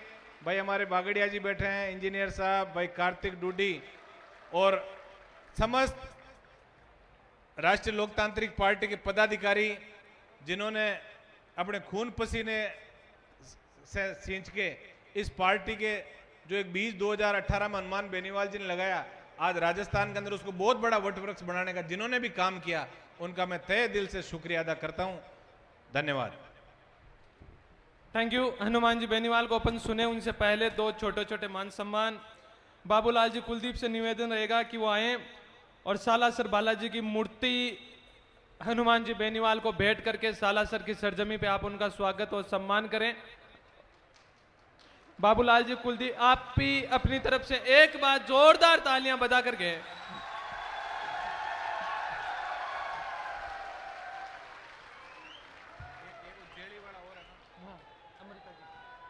सीताराम जी नायक हनुमान जी को गद्दा बैठ करके उनका स्वागत और सम्मान करेंगे। सीताराम जी नायक हनुमान जी बेनीवाल को बाल हनुमान जी का गद्दा बैठ करके।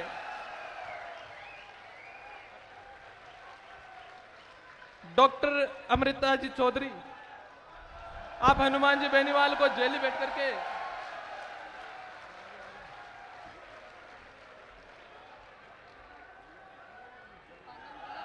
तो बोलो बालाजी महाराज की, तो बोलो बालाजी महाराज की। और ये गद्दा राजस्थान की विधानसभा में अब की बार जाएगा। और ये गद्दा आज सालासर से राजस्थान की विधानसभा तक सफर करेगा। और अब एक अमृता जी चौधरी से निवेदन रहेगा कि आप हनुमान जी बेनीवाल को किसानों के औजार जेली भेंट करके महिलाओं की तरफ से आप उनका स्वागत और सम्मान करने जा रहे हैं। महिला नेतृत्व के लिए भी एक बार जोरदार तालियां बजाएं।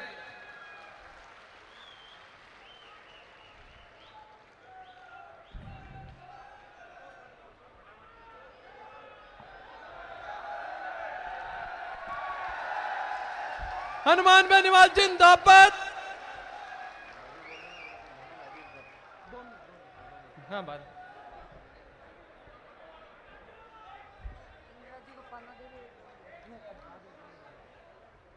Thank you. मंच को थोड़ा सा सुव्यवस्थित करें, मंच को जल्दी से सुव्यवस्थित करें। चलो नाम ले दो, पाना देवी जी ठीक। पाना देवी जी इंदिरा जी बावरी को चुनरी और आकर के उनका स्वागत और सम्मान करते हुए।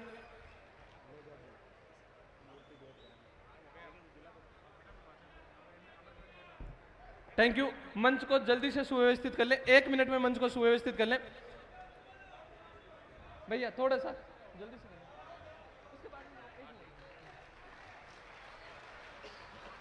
मंच को जल्दी से सुव्यवस्थित कर लें 1 मिनट में भैया, जल्दी से।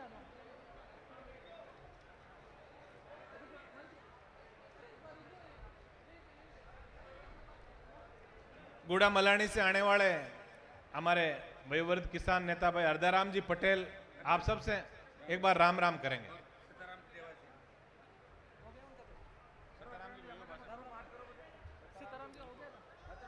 राम राम। आज अपने सत्ता संकल्प यात्रा लेन बहुत बड़ा प्रोग्राम रखा गया है और परिवर्तन होगा, जरूर होगा। राम राम, धन्यवाद। Thank you. और लीजिए, जिस शख्सियत को सुनने के लिए अपन सब लोग सालासर की सरजमी पे इकट्ठे हुए थे, सत्ता संकल्प यात्रा का शुभारंभ जिसके नेतृत्व में अपन करने जा रहे हैं, राजस्थान मांगे हनुमान बेनीवाल की तर्ज पर हुए आज के इस कार्यक्रम के जिस शख्सियत के पीछे अपन सब लोग इकट्ठे होते हैं और जिस रहनुमा के पीछे अपन हमेशा खड़े रहते हैं, किसान कमेरी कौम की आवाज बनकर के अपन सबका नेतृत्व राजस्थान की विधानसभा में पहले करते थे, अभी देश की लोकसभा में करते हैं। जन जन के लाडले नेता, अपन सबके प्यारे नेता, नागौर से सांसद हनुमान जी बेनीवाल, राष्ट्रीय लोकतांत्रिक पार्टी सुप्रीमो हनुमान जी बेनीवाल से निवेदन रहेगा कि आप आए, आप अपना वक्तव्य, अपना उद्बोधन हमारे बीच में रखें। उससे पहले मैं चाहूंगा पूरा पांडाल एक बार ऊपर हाथ करके, पूरा पांडाल ऊपर हाथ करके उनका स्वागत, तो पूरा पांडाल ऊपर हाथ। हनुमान बेनीवाल जिंदाबाद, हनुमान बेनीवाल जिंदाबाद। हमारा नेता कैसा हो, गरीब पीढ़ी शोषित दलित वंचितों का नेता कैसा हो, राजस्थान का नेता कैसा हो। अब आपके बीच राष्ट्रीय लोकतांत्रिक पार्टी के सुप्रीमो, अपन सबके लाडले नेता हनुमान जी बेनीवाल।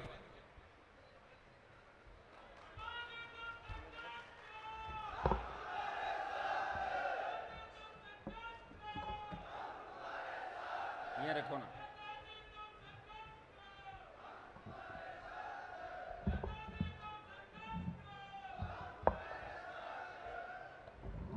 सालासर की धरती पे आज इस ऐतिहासिक कार्यक्रम के अंदर 2-3 जोरदार जयकारों के साथ अपनी बात शुरू करूंगा। बोले बालाजी महाराज की, बोले सालासर दरबार की, बोले तेजाजी महाराज की। आज का दिन हमारे लिए सबसे महत्वपूर्ण दिन है। ऐतिहासिक पल है हमारे लिए। 1952 से लेके 2023 जिस दिन का इंतजार था राजस्थान के जनता को, आम आवाम को, कि हमारी खुद की किसान और जवानों की पार्टी एक दिन राजस्थान के अंदर जवान किसान का विश्वास जीतेगी और सत्ता का संकल्प लेके वो आगे बढ़ेगी। भाइयों, हमने इस यात्रा का नाम रखा है सत्ता संकल्प व्यवस्था परिवर्तन के लिए। हम व्यवस्था परिवर्तन अगर करना चाहते हैं तो हमें सालासर बालाजी की धरती से, इस वीर भूमि से, जहां लाखों करोड़ों श्रद्धालु हर साल बालाजी के यहां धोख लगाने आते हैं और कलयुग के अंदर बालाजी महाराज का बहुत बड़ा पर्चा है। जो यहां सच्चे मन से आता है वो खाली हाथ नहीं जाता। ये शेखावटी की वीर धरा है जिसने देश को बहुत से सही सपूत दिए। आजादी के आंदोलन से लेकर आज तक जितनी भी लड़ाइयां बॉर्डर पर लड़ी गई, चाहे हमारे ओलंपिक एशियाड के गेम खेल हुए, चाहे हमें शिक्षा की अलग अगर किसी ने जगाई, तो शेखावटी इलाका, सालासर का इलाका जो राजस्थान के अंदर अपना अलग स्थान रखता है, नंबर 1 है राजस्थान के अंदर। और आज 1 नंबर से हम राजस्थान में शुरुआत कर रहे हैं। सबसे पहले मैं धन्यवाद दूंगा मैं यहां के आयोजकों को। 4 दिन का अल्टीमेटम दिया, कल से श्राद्ध पक्ष चालू हो जाएगा। 24 तारीख को हमने बात करी कि 28 तारीख को यात्रा की शुरुआत करनी है। हमारे पे तो बालाजी की कृपा है, हर चीज हाथों हाथ होती है। कांग्रेस बीजेपी के पास तो 70 साल की सत्ता की ताकत है, अथाह धन संपदा, ताकतवर लोग, हाथों हाथ व्यवस्था और मिलाजुली का खेल। एक तरफ आरएसपी पार्टी है जो राजस्थान का मान सम्मान बचाने के लिए नौजवानों के और किसानों के दम पे, दलित पिछड़ों के दम पे इस राजस्थान में सत्ता संकल्प लेके निकली है। सत्ता का संकल्प, सत्ता हम प्राप्त करेंगे, संकल्प हमने लिया व्यवस्था बदलाव के लिए। भाइयों, 24 तारीख को समय दिया, 25 तारीख को तेजादशमी के बहुत से मेले थे राजस्थान के अंदर, और 2 दिन में 26 और 27 तारीख को आज बहुत बड़ा एक त्योहार है अनंत चतुर्दशी का, जिसकी वजह से हर गांव में 10-20 प्रोग्राम है। फिर भी ये जन सैलाब जो सालासर के अंदर उमड़ा है, इस ओर इंगित करता है कि इस बार राष्ट्रीय लोकतांत्रिक पार्टी की सुनामी राजस्थान के अंदर चलेगी, जिसमें कांग्रेस और भारतीय जनता पार्टी का पता भी नहीं लगेगा। ये राजस्थान के शेखावटी के नौजवानों ने ठान लिया। भाइयों, आज देश की आजादी के लिए हंसते हंसते प्राण न्यौछावर किए, और जो युवाओं का आइकन है, क्रांतिकारी युवा दिलों की धड़कन शहीद भगत सिंह जी की जयंती भी है। और देखिए शुरुआत किस तरीके से हमने करी कि भगत सिंह जी की जयंती के दिन, और भगत सिंह जी को मैं भी एक आइकन के रूप में देखता हूं। मेरे घर में किसी नेता की फोटो नहीं है, किसान की फोटो हो सकती है, किसी खिलाड़ी की हो सकती है, क्रांतिकारी योद्धा की हो सकती है, शहीद की हो सकती है, या जो देश को आज़ाद करने के लिए लड़े थे उन योद्धाओं की हो सकती है। किसी नेता की फोटो हनुमान बेनीवाल के घर पे नहीं मिलेगी। मैं कांग्रेस बीजेपी के तमाम किसान पुत्रों को पूछना चाहता हूं कि तुम्हारी हिम्मत है क्या कि तुम अपने घर में अपने लोक देवताओं की फोटो लगा लो। कोई को तो राहुल नाराज हो जाएगा, किसी के प्रियंका नाराज हो जाएगी, किसी के मोदी नाराज हो जाएगा, किसी के नड्डा नाराज हो जाएगा। पहली बार एक व्यक्ति ने प्रयास किया राजस्थान के अंदर, और प्रयास का परिणाम ये हुआ कि 25 साल लड़ते लड़ते मेरे निकल गए। ये जो मंच पे बैठे हैं ज्यादातर कई मेरे कॉलेज यूनिवर्सिटी के जमाने के साथी हैं।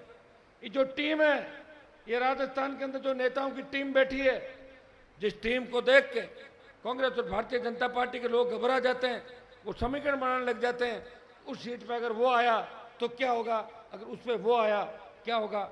ये हनुमान बेनीवाल के इस पूरी टीम के संघर्ष का ही परिणाम है कि पिछले 15-20 साल तक जो लड़ाई हमने लड़ी, आज आपका प्यार और आशीर्वाद मिला। सालासर से शुरुआत करने का यह भी कारण था कि मैं सालासर बालाजी का परम भक्त हूं और सालासर बालाजी से यात्रा की शुरुआत शेखावाटी से करके ये संदेश राजस्थान के अंदर दिया है। ये राष्ट्रीय लोकतांत्रिक पार्टी मारवाड़ में नहीं, शेखावाटी बल्लभनगर के डांगी जी हम आप बैठे उदयलाल जी डांगी जो सेकंड नंबर रहते, 50,000 वोट लिए थे।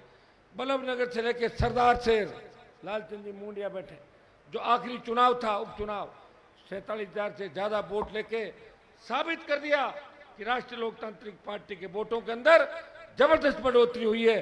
हर वर्ग, हर जाति, हर समाज आरएलपी को अपना भविष्य देख रहा है, आरएलपी को खुद की पार्टी मानता है, वो आरएलपी के नेताओं को अपने परिवार के सदस्य मानता है।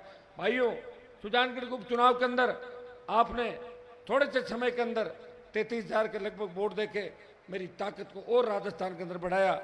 और इस बार आपका जोश देख के लग रहा है कि सुजानगढ़ सीट तो आ गई, लेकिन आसपास जो 100-150 किलोमीटर सीटें वो करीब करीब आरएलपी के खाते में आप डाल दोगे, ऐसा नौजवानों का जोश मुझे नजर आ रहा है। भाइयों, आज हमारी उद्देश्य का जो यात्रा का उद्देश्य व्यवस्था का परिवर्तन, जब हमने नाम दिया व्यवस्था परिवर्तन, हम चाहते हैं कि गांव का गरीब आदमी, किसान फटे कपड़ों के अंदर, फटी धोती, फटे जूते, वो थाने तहसील में जाए, थानेदार तहसीलदार बोले बाबा चाय पियोगे, कोल्ड ड्रिंक मंगाऊं, बिराजो, आपका काम करता हूं। नहीं, ये चौथ वसूली हो। ये ट्रक के मेरे भाई ट्रकों के फोन आते रात को, गाड़ी वाले, कोई पुलिस वाले रोक लेते हैं, कोई आरटीओ रोक लेता है, कोई गुंडे बदमाश रोक लेते हैं। मैं चाहता हूं ये चौथ वसूली का सिस्टम राजस्थान में खत्म हो, बिजली के थाने खत्म हो और खुशहाल किसान हो और खुशहाल राजस्थान हो। ये कौन करेगा? कांग्रेस बीजेपी नहीं करेगी। ये आरएलपी पार्टी राजस्थान की सत्ता के अंदर आई तो निश्चित रूप से ये काम आज आपका करेंगे। भाइयों, प्रदेश में बढ़ते अपराध चिंता का विषय, मेरे से पूर्व वक्ताओं ने भी बात करी थी। एनसीआरबी की रिपोर्ट के अनुसार प्रदेश में प्रतिदिन 17 महिलाएं दरिंदगी का शिकार हो रही है। 17 बहन बेटियों के साथ बलात्कार हो रहे हैं राजस्थान के। महिला अपराध के अंदर राजस्थान 1 नंबर पे आ गया। मुख्यमंत्री कह रहे थे 1 नंबर पे नहीं है, 5 नंबर पे। मैंने कहा आप उसको 1 पे ले आओगे अगर इसी हालात ऐसे चलते रहे। और बीजेपी मौन है, बिना दूल्हे की बारात है। आप देखिए कितने उनके रथ है, कहाँ यात्राएं निकल रही है, 5-5, 6-6 यात्राएं एक साथ आ रही है। एक जाती है दूसरी आ जाती है। अरे ये कौन से वाली आ गई? अभी तो गई थी कि जो सेकंड राउंड वाली थी वही यात्रा आ गई। सिर्फ लोगों को भ्रमित करके, लोगों को बरगलाना। और इतने विज्ञापन कांग्रेस बीजेपी दे रही है अखबारों के अंदर, टेलीविजन में, कि आप उठोगे तो 5-6 पन्ने तो विज्ञापनों से ही भरे मिलेंगे। फिर पता लगेगा 1 नंबर पेज कौन सा है, उसको ढूंढने में पता 1 नंबर पेज कौन सा होता है। भाई, विज्ञापनों से सरकार चल रही। अशोक गहलोत अपनी ब्रांडिंग कर रहे हैं और पायलट क्या कर रहे हैं आप भी जानते हो, क्या कर रहे हैं और क्या करने वाले हैं। और भारतीय जनता पार्टी क्या कर रही है? 4.5 साल में बीजेपी ने एक भी आंदोलन राजस्थान में खड़ा नहीं किया। अभी जब आदिवासी महिला को निर्वस्त्र करके दरियावत में घुमाया, भारतीय जनता पार्टी ने टीम बनाई, हमारे विधायक भी गए। भाइयों, अमित शाह डूंगरपुर बांसवाड़ा के अंदर एक कार्यक्रम के अंदर आए, वहाँ ट्राइबल बेल्ट के अंदर, लेकिन उचित नहीं समझा कि 100 किलोमीटर दूर उस परिवार से मिलने जाऊं जिसकी बहन बेटी को निर्वस्त्र करके घुमाया था। और प्रियंका गांधी टोंक में आई, उसने उचित नहीं समझा। अगर उत्तर प्रदेश में घटना होती, वहाँ कोहराम मचा देते और कई तरह की बात करते। ये दुर्भाग्यपूर्ण बात है। अलवर की दलित युवती के वीडियो से लेके जिस तरह भीलवाड़ा के कोटड़ी में हमारे किसान की बेटी को दरिंदों ने जिस तरह भट्टी में रेप करके जला दिया, एम्बुलेंस थाने के अंदर जो रेप की घटनाएं राजस्थान के अंदर हो रही है, ये दिल दहलाने वाली घटनाएं। अब हमें हनुमान जी की शरण में आना पड़ेगा। हनुमान बेनीवाल इस राजस्थान को बचाने के लिए बालाजी की शरण के अंदर आया है। बालाजी के दरबार में धोख लगा के आज इस सत्ता संकल्प यात्रा का आगाज सालासर की धरती से कर रहे हैं। भाइयों, ये देश के 22% मामले, राजस्थान के अकेले के 22% मामले रेप के इस देश के अंदर। पुलिस की रिपोर्ट के अनुसार 23 तक प्रदेश में 10 साल में कम उम्र के बच्चों के साथ 848 मामले सामने आए। बात करूं मैं बेरोजगारी की, मार्च 23 में राजस्थान में बेरोजगारी 26.35%। बेरोजगारी भत्ते की बात करी, कांग्रेस ने कहा बेरोजगारी भत्ता देंगे, बीजेपी ने कहा बेरोजगारी भत्ता देंगे। और क्यों कहा? क्योंकि आरएलपी पार्टी जवानों की पार्टी है, वो लड़ रही थी 18 के अंदर। आरएलपी पार्टी सत्ता में नहीं आ जाए, इनको वोट नहीं मिले। दोनों पार्टियों ने बेरोजगारी भत्ते की घोषणा की, लेकिन बेरोजगारी भत्ता राजस्थान के किसान के बेटों को नहीं मिला। हरियाणा के बाद बेरोजगारी में नंबर 2 पे अगर आता है वो राजस्थान है। कांग्रेस की सरकार, दोनों सरकारों ने बेरोजगार बढ़ावा दिया और युवा आत्महत्याएं कर रहे हैं या हाथ में बंदूक उठा के वो अपराध की दुनिया के अंदर जा रहे हैं। छात्रों के हाथ में कलम की जगह या तो नशा है या पिस्टल और कट्टा है, उसका कोई भविष्य नहीं है। उसका भविष्य सुरक्षित कैसे रहेगा, इस ओर हमें सोचना। पेपर लीक की घटनाएं, रिकॉर्ड टूट गए। वसुंधरा ने जिस तरह भर्तियां रद्द करी, पेपर लीक हुए। गहलोत ने बोला हम पीछे क्यों रहे, उन्होंने वसुंधरा के सारे रिकॉर्ड तोड़ के हर पेपर लीक करवाया। मुख्यमंत्री के नजदीकी लोग, सीएमओ के नजदीकी लोग पेपर लीक की घटना में लिप्त पाए गए। बड़े आंदोलन आरएलपी पार्टी ने किए, रीट का एक एग्जाम रद्द कराया, लोकसभा के अंदर मामला उठाया। पेपर लीक खाली आरपीएससी नहीं, कर्मचारी चयन आयोग और माध्यमिक शिक्षा बोर्ड, तीनों पेपर लीक की घटनाओं में लिप्त है। उनके मेंबर पकड़े गए। वसुंधरा के समय चेयरमैन पकड़ा गया, सलाखों के पीछे गया। लेकिन कांग्रेस के उन नेताओं का, जिनका नाम बार बार आया था, कोचिंग माफियाओं के साथ मिली भगत करके पेपर लीक के अंदर जो शामिल थे, उनका बाल भी बांका नहीं हुआ। हाँ, ईडी और सीबीआई का दुरुपयोग दिल्ली वाले जरूर कर रहे हैं। किसी को डराना हो ईडी भेज देते हैं, डराना हो सीबीआई भेज देते हैं, लेकिन बाद में कुछ नहीं करते, बाद में उसको फ्री कर देते हैं। बीजेपी ज्वाइन करने का मौका देते हैं। अगर वो बीजेपी ज्वाइन कर लेता है तो पाक साफ, और नहीं करता है उसका मानसिक शोषण करते हैं। मेरे यहाँ की एक नेत्री ने भी ज्वाइन कर ली भारतीय जनता पार्टी। आरोप मेरे पर लगा रही है कि हनुमान जी की कांग्रेस में चलती है, इसलिए मैं डर के बीजेपी में भाग गई। अरे मेरे डर से थोड़ी भागी, तेरा तो पूरा ससुराल, जितने लोग, सारे ईडी और सीबीआई के रडार पे, कितने लाख करोड़ का घोटाला इंडिया बुल्स और इन कंपनियों ने किया। कौन है इंडिया बुल्स, कौन है उस कंपनी की डायरेक्टर, कौन इंडिया बुल्स के मालिक है? जब आप सारी बातें जान जाओगे तो आपको पता लग जाएगा कि हनुमान बेनीवाल के लिए बीजेपी ज्वाइन नहीं करी, ईडी सीबीआई जेल में नहीं ठूसे, पकड़ के जुलूस नहीं निकाले, डर के मारे भारतीय जनता पार्टी ज्वाइन कर ली। और आरोप हमारे ऊपर, कोई हमें कहता है कि कांग्रेस की बी टीम है और कोई कहता है कि बीजेपी की बी टीम है। अब बताओ मैं कौन सी की बी टीम हूं, ये तो बताओ, एक तो तय कर लो पहले। मुझे लग रहा है कि दोनों सी टीम है, दोनों करप्ट पार्टियां हैं जो ऊपर से नीचे तक अखंड भ्रष्टाचार के अंदर डूबी है।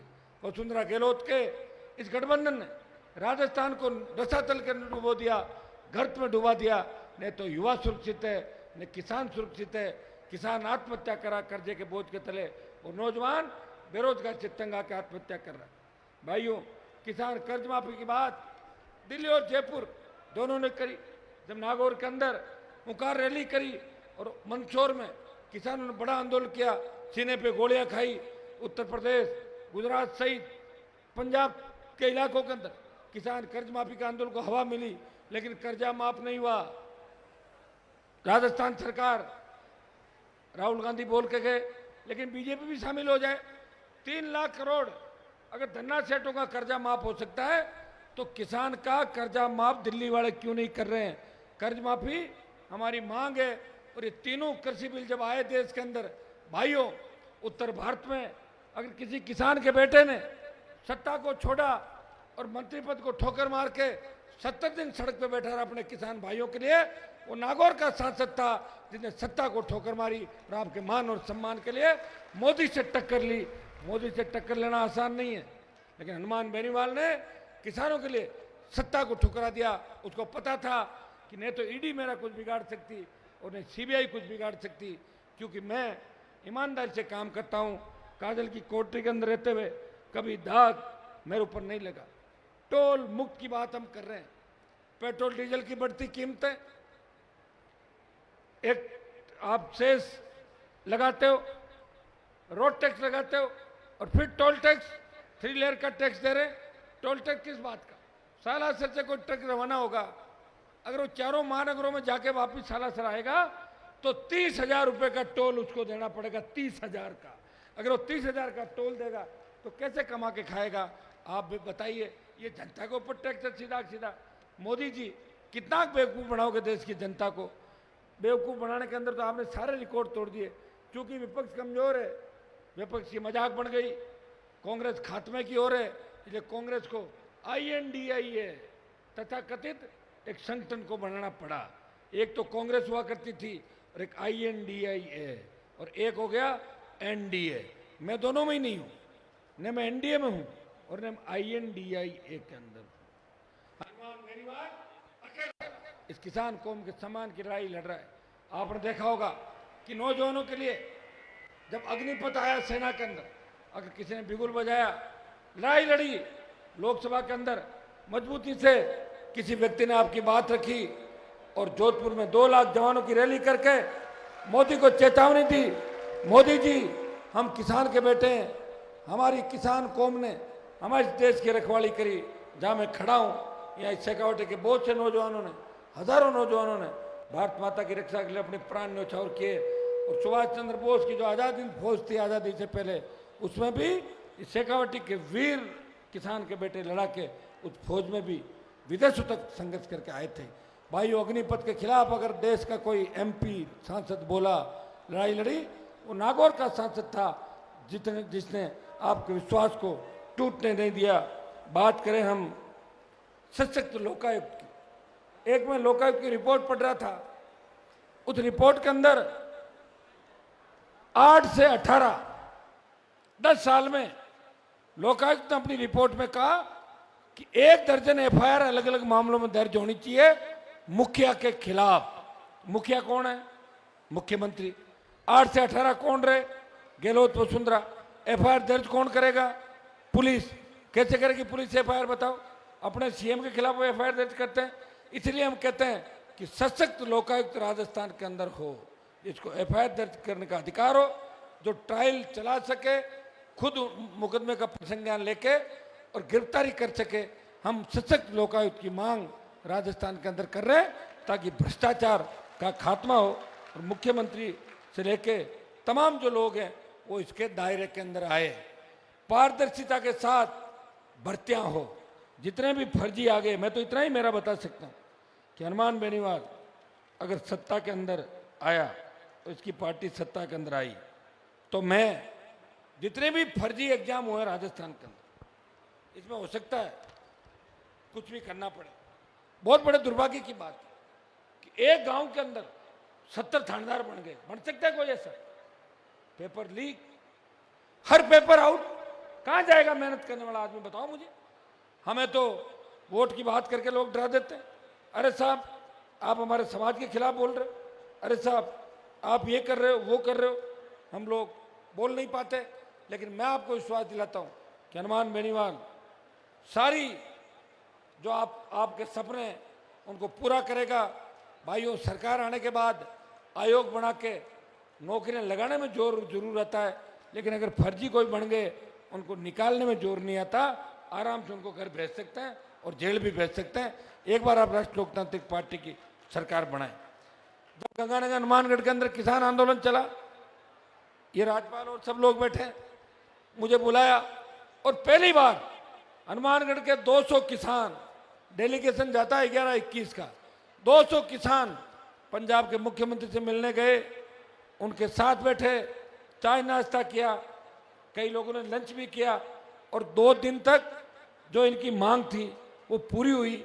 लेकिन बाद में पंजाब में आंदोलन चलाए, कांग्रेस के इशारे पे अकालियों ने आंदोलन चलाया कि पंजाब का पानी राजस्थान कैसे जा रहा है। भाइयों, आज देखो पंजाब में क्या हालात हो गई, बाढ़ आने लगी। ईश्वर की कृपा थी कि बाद में बरसात हो गई और हमारी बात वहाँ रह गई। लेकिन आज हरियाणा, पंजाब, राजस्थान को उसके हिस्से का पानी नहीं दे रहा है। किसकी कमजोरी है? राजस्थान की सरकार की कमजोरी है। हमें ले आओ सरकार के अंदर, हिस्से का पानी छोड़ो, हिस्से के पानी से ज़्यादा पानी ले लेंगे, 100% से 110% पानी ले लेंगे। उसके लिए मजबूती चाहिए, मजबूती के लिए सरकार चाहिए। ERCP के जो हमारे 13 जिले हैं पूर्वी राजस्थान के, 13 जिलों के 13 MP भाजपा के हैं। लेकिन मोदी जी कह के मैं ERCP लागू करूंगा, अब कह रहे हैं कि ये तो कांग्रेस करेगी। अरे मोदी जी इतना तो बेवकूफ मत बनाओ, किसी परियोजना को राष्ट्रीय परियोजना घोषित दिल्ली सरकार करती है, राष्ट्रीय कौन करेगा? दिल्ली वाले। आप कर दो। आपने दूसरी भी की है, कर्नाटक के अंदर चुनाव थे, कर्नाटक को विशेष पैकेज दिया, बड़ा आर्थिक पैकेज दिया। मैंने अभी ऑल पार्टी मीटिंग के अंदर भी इस बात को उठाया। राजस्थान में चुनाव है, ERCP की घोषणा करो, आप जो राष्ट्रीय परियोजना घोषित करो। राष्ट्रीय सिंचाई परियोजना अगर घोषित होती है, पीने का पानी और सिंचाई का पानी 13 जिलों को मिल सकता है। लेकिन भाइयों, दुर्भाग्य इस बात का है कि एक दूसरे की बयानबाजी से काम चलाते हैं। बीजेपी में भी बयानवीरों की कमी नहीं, कांग्रेस में बयानवीरों की कमी नहीं। बयान देना, फोटो छपाना, अपना बिजनेस करना, व्यापार करना और बच्चों को विदेश पढ़ाना और विदेशों में जमीन खरीदना और धंधा करना, ये काम हमारे नेताओं का रह गया। नेता कम, व्यापारी ज्यादा हो गए। लेकिन व्यापारियों को, नेतागिरी से जो व्यापारी बने, इनको ठीक करने के लिए मजबूत सरकार की आवश्यकता है। कांग्रेस को हरा के अगर बीजेपी को जिता दोगे तो और ज्यादा हालत खराब हो जाएगी। भाइयों, लड़ने वाला कोई नहीं मिलेगा। जो मैं लड़ाई लड़ रहा हूं, लड़ने में कितना जोर आता बताओ मुझे। एक पटवारी RI से नहीं लड़ सकते, एक पुलिस के कांस्टेबल से नहीं लड़ सकते आप लोग, वो भी आपको परेशान कर सकता है।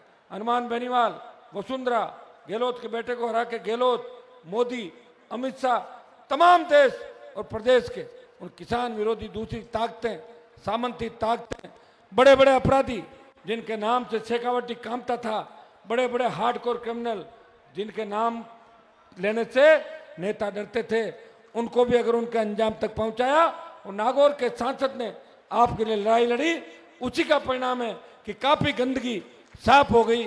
और जो बची कुची गंदगी है, समय अगर मेरा आ गया तो वो भी सफाई का अभियान में स्वच्छ राजस्थान का अभियान चला के मैं कर दूंगा। बजरी माफिया के खिलाफ बताओ, चलाया किसी ने आंदोलन? 12 रैलियां राजस्थान में करी, 11 रैली। बजरी माफिया ब्लड प्रेशर और शुगर की गोलियां खानी शुरू कर दी उसने। आपको ध्यान है कि नहीं है?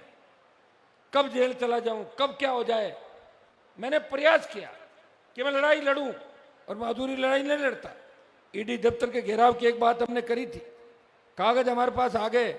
ईडी के अंदर भी आने वाले 2, 5, 7, 10 दिन बाद मामला दर्ज करा देंगे। बजरी माफिया को चैन से नहीं बैठने दूंगा। कांग्रेस और भारतीय जनता पार्टी दोनों बजरी माफिया से मिली है।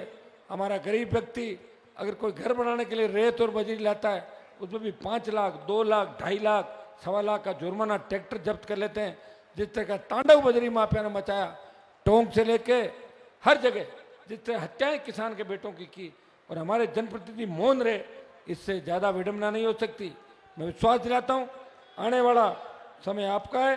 भूमाफिया जिस तरह राजस्थान के अंदर हावी है, जिस तरह वृद्धावस्था पेंशन के अंदर घोटाला हुआ, आप बताएं मनरेगा में गहलोत सरकार का कितना बड़ा घोटाला, जल जीवन मिशन का कितना बड़ा घोटाला, जहां मंत्री का सीधा सीधा नाम आ रहा है और कई लोग छलाकों के पीछे चले गए। भाइयों,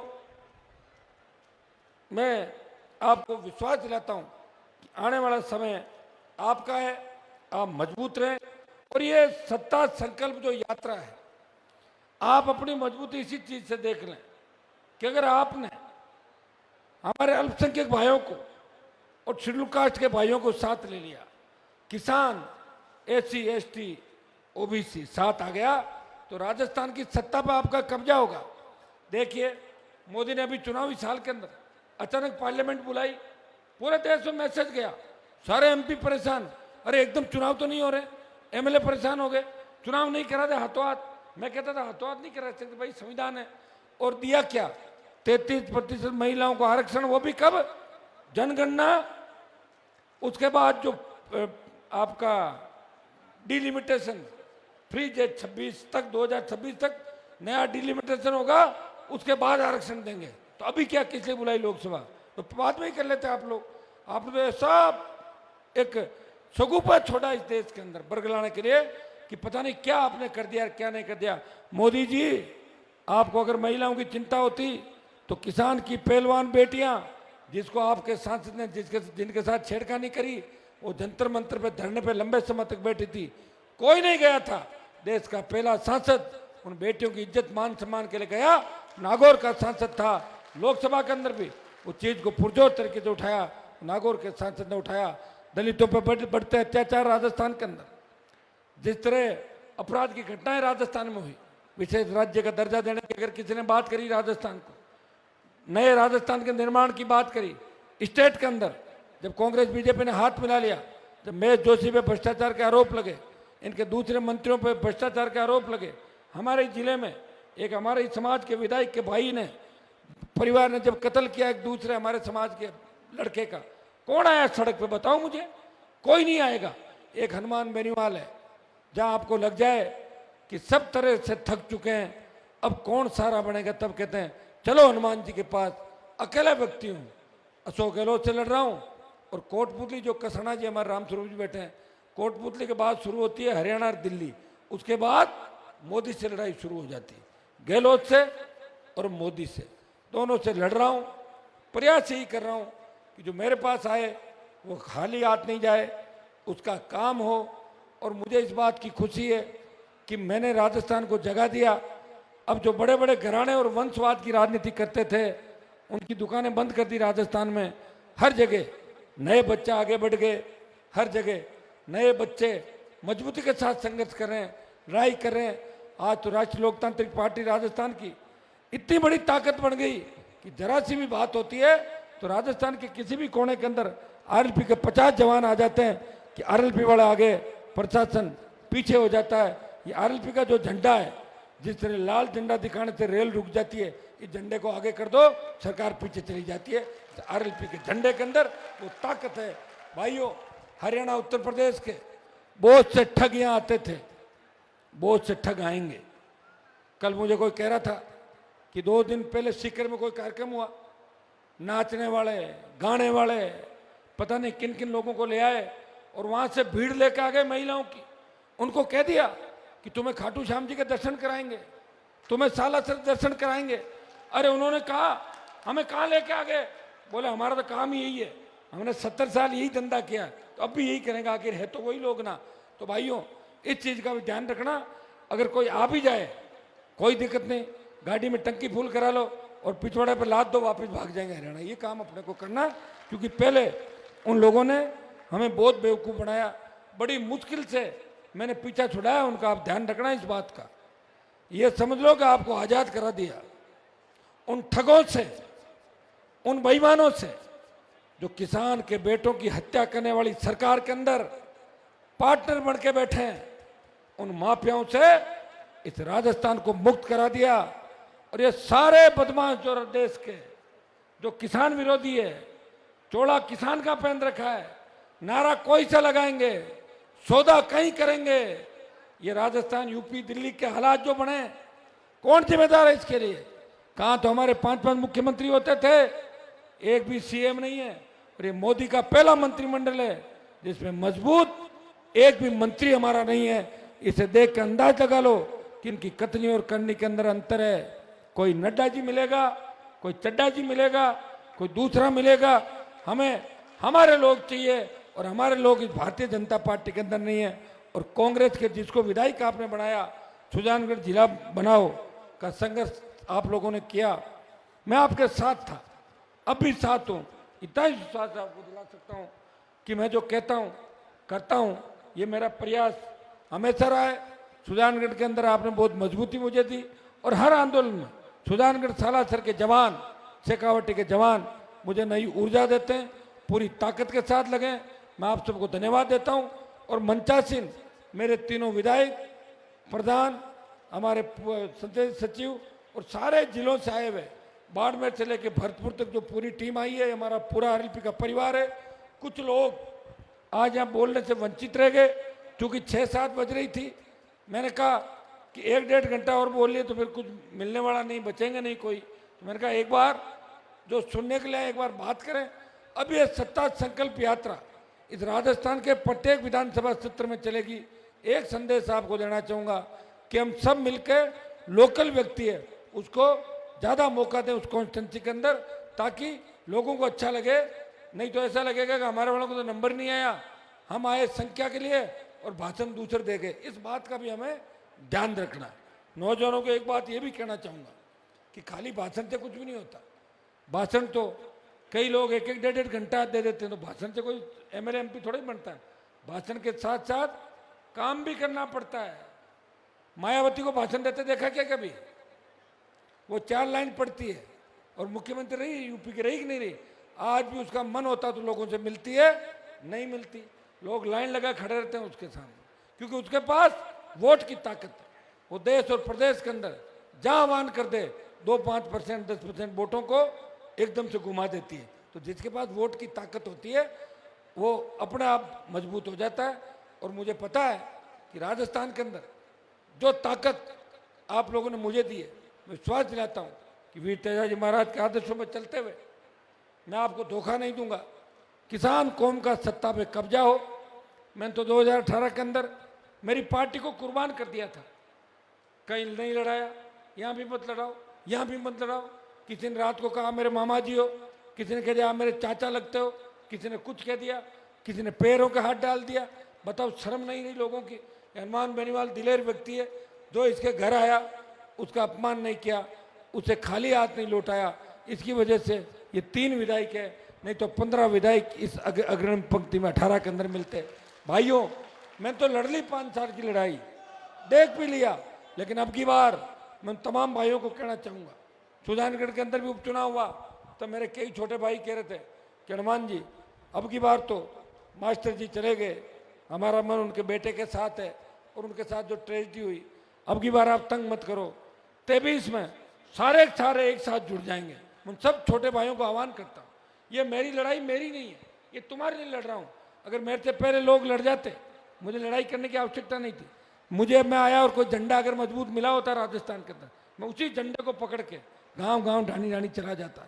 लेकिन 0 से शुरुआत की, आप सबको साथ लेके चलना, 15-15 मिनट में आपको समझाना, साथ रखना। छोटी छोटी बातों में नाराज हो जाते हो, मेरा भाषण नहीं कराया, मेरा नाम नहीं लिया, इसके बुलाने से आगे मुझे फोन नहीं किया, मैं कहूँ जब भी आओ, फिर भी मैं तैयार हूँ। आपकी हर बात सुन रहा हूँ, क्योंकि आप मेरी हर बात सुनते हो, आप मेरे से नाराज होते ही नहीं। मेरी पार्टी नहीं है, ये परिवार है, राष्ट्रीय लोकतांत्रिक पार्टी परिवार। आप देखिए इसके अंदर तमाम जातियों के चेहरे मिलेंगे, सर्व समाज के चेहरे मिलेंगे। ये हमारी छोटी बहन जब प्रिया ने अभी आपके सामने भाषण दिया, इंटरनेशनल प्लेयर भी है। कसाना जी गुर्जर समाज के बड़े नेता हैं, यादव समाज के भाई छुट्टन है, रोहित है, तमाम शेड्यूल कास्ट की लीडरशिप, देवासी समाज से देख लें आप, हर समाज, पटेल समाज, हर समाज राष्ट्रीय लोकतांत्रिक पार्टी के साथ है। भाइयों, बसपा एक भी शेड्यूल कास्ट का विधायक नहीं बना पाई। हनुमान बेनीवाल और किसानों की आरएलपी पार्टी ने 3 में से 2 शेड्यूल कास्ट के विधायक बना के राजस्थान की विधानसभा के अंदर भेजे। उसके बाद तमाम उन समाजों को, चाहे वो नाइक समाज हो, चाहे बावरी समाज हो, चाहे रेगर समाज हो, जिनकी उपेक्षा पार्टियों के अंदर हुई, उनकी उपेक्षा मैंने नहीं होने दी। और हर समाज को बराबर का हक मिले, अधिकार मिले, प्रतित्व मिले, इस चीज का प्रयास किया। मैं इतना ही मंच से कह सकता हूं कि महिला आरक्षण बीजेपी कांग्रेस लागू करे कि नहीं करे, हम ये कोशिश करेंगे कि इस विधानसभा चुनाव के अंदर हमारी बहनों को जो मेहनत करती है, जो जिताऊ हो, और जिताऊ के साथ साथ मेहनती हो, जीतने की स्थिति में हो, और टिकाऊ भी हो। कई लोग कह रहे हैं कि आप टिकट किनको दोगे? जिताऊ और टिकाऊ। मेरे तीनों विधायक जिताऊ टिकाऊ थे। गहलोत ने भी डोरे डाले, अमित शाह ने भी डाले, मुझे छोड़ के नहीं गए। अगर छोड़ के चले जाते पार्टी टूट जाती। जो इंतजार लोग कर रहे थे वो करते ही रह गए और चुनाव आ गए। जिताऊ टिकाऊ, तो जिताऊ और टिकाऊ नौजवान और छोटी बहनें, इनको ज़्यादा से ज़्यादा इस बार टिकट हम देंगे। मैं विश्वास दिलाता हूँ, थोड़ी मेहनत हमें और करनी होगी। 2 महीने का जो समय हमारे पास है, हर व्यक्ति तय कर ले। मुझे टाइम नहीं खराब करना है। सत्ता का संकल्प हमने लिया है व्यवस्था परिवर्तन के लिए। जो 20-25 साल हमने खराब किए हैं, मिनिस्ट्रियां छोड़ी है 4-4, 5-5 बार। लोग अपनी गाड़ी की अगली सीट पे किसी को नहीं बैठने देता कि मेरी गाड़ी में ही बैठूंगा।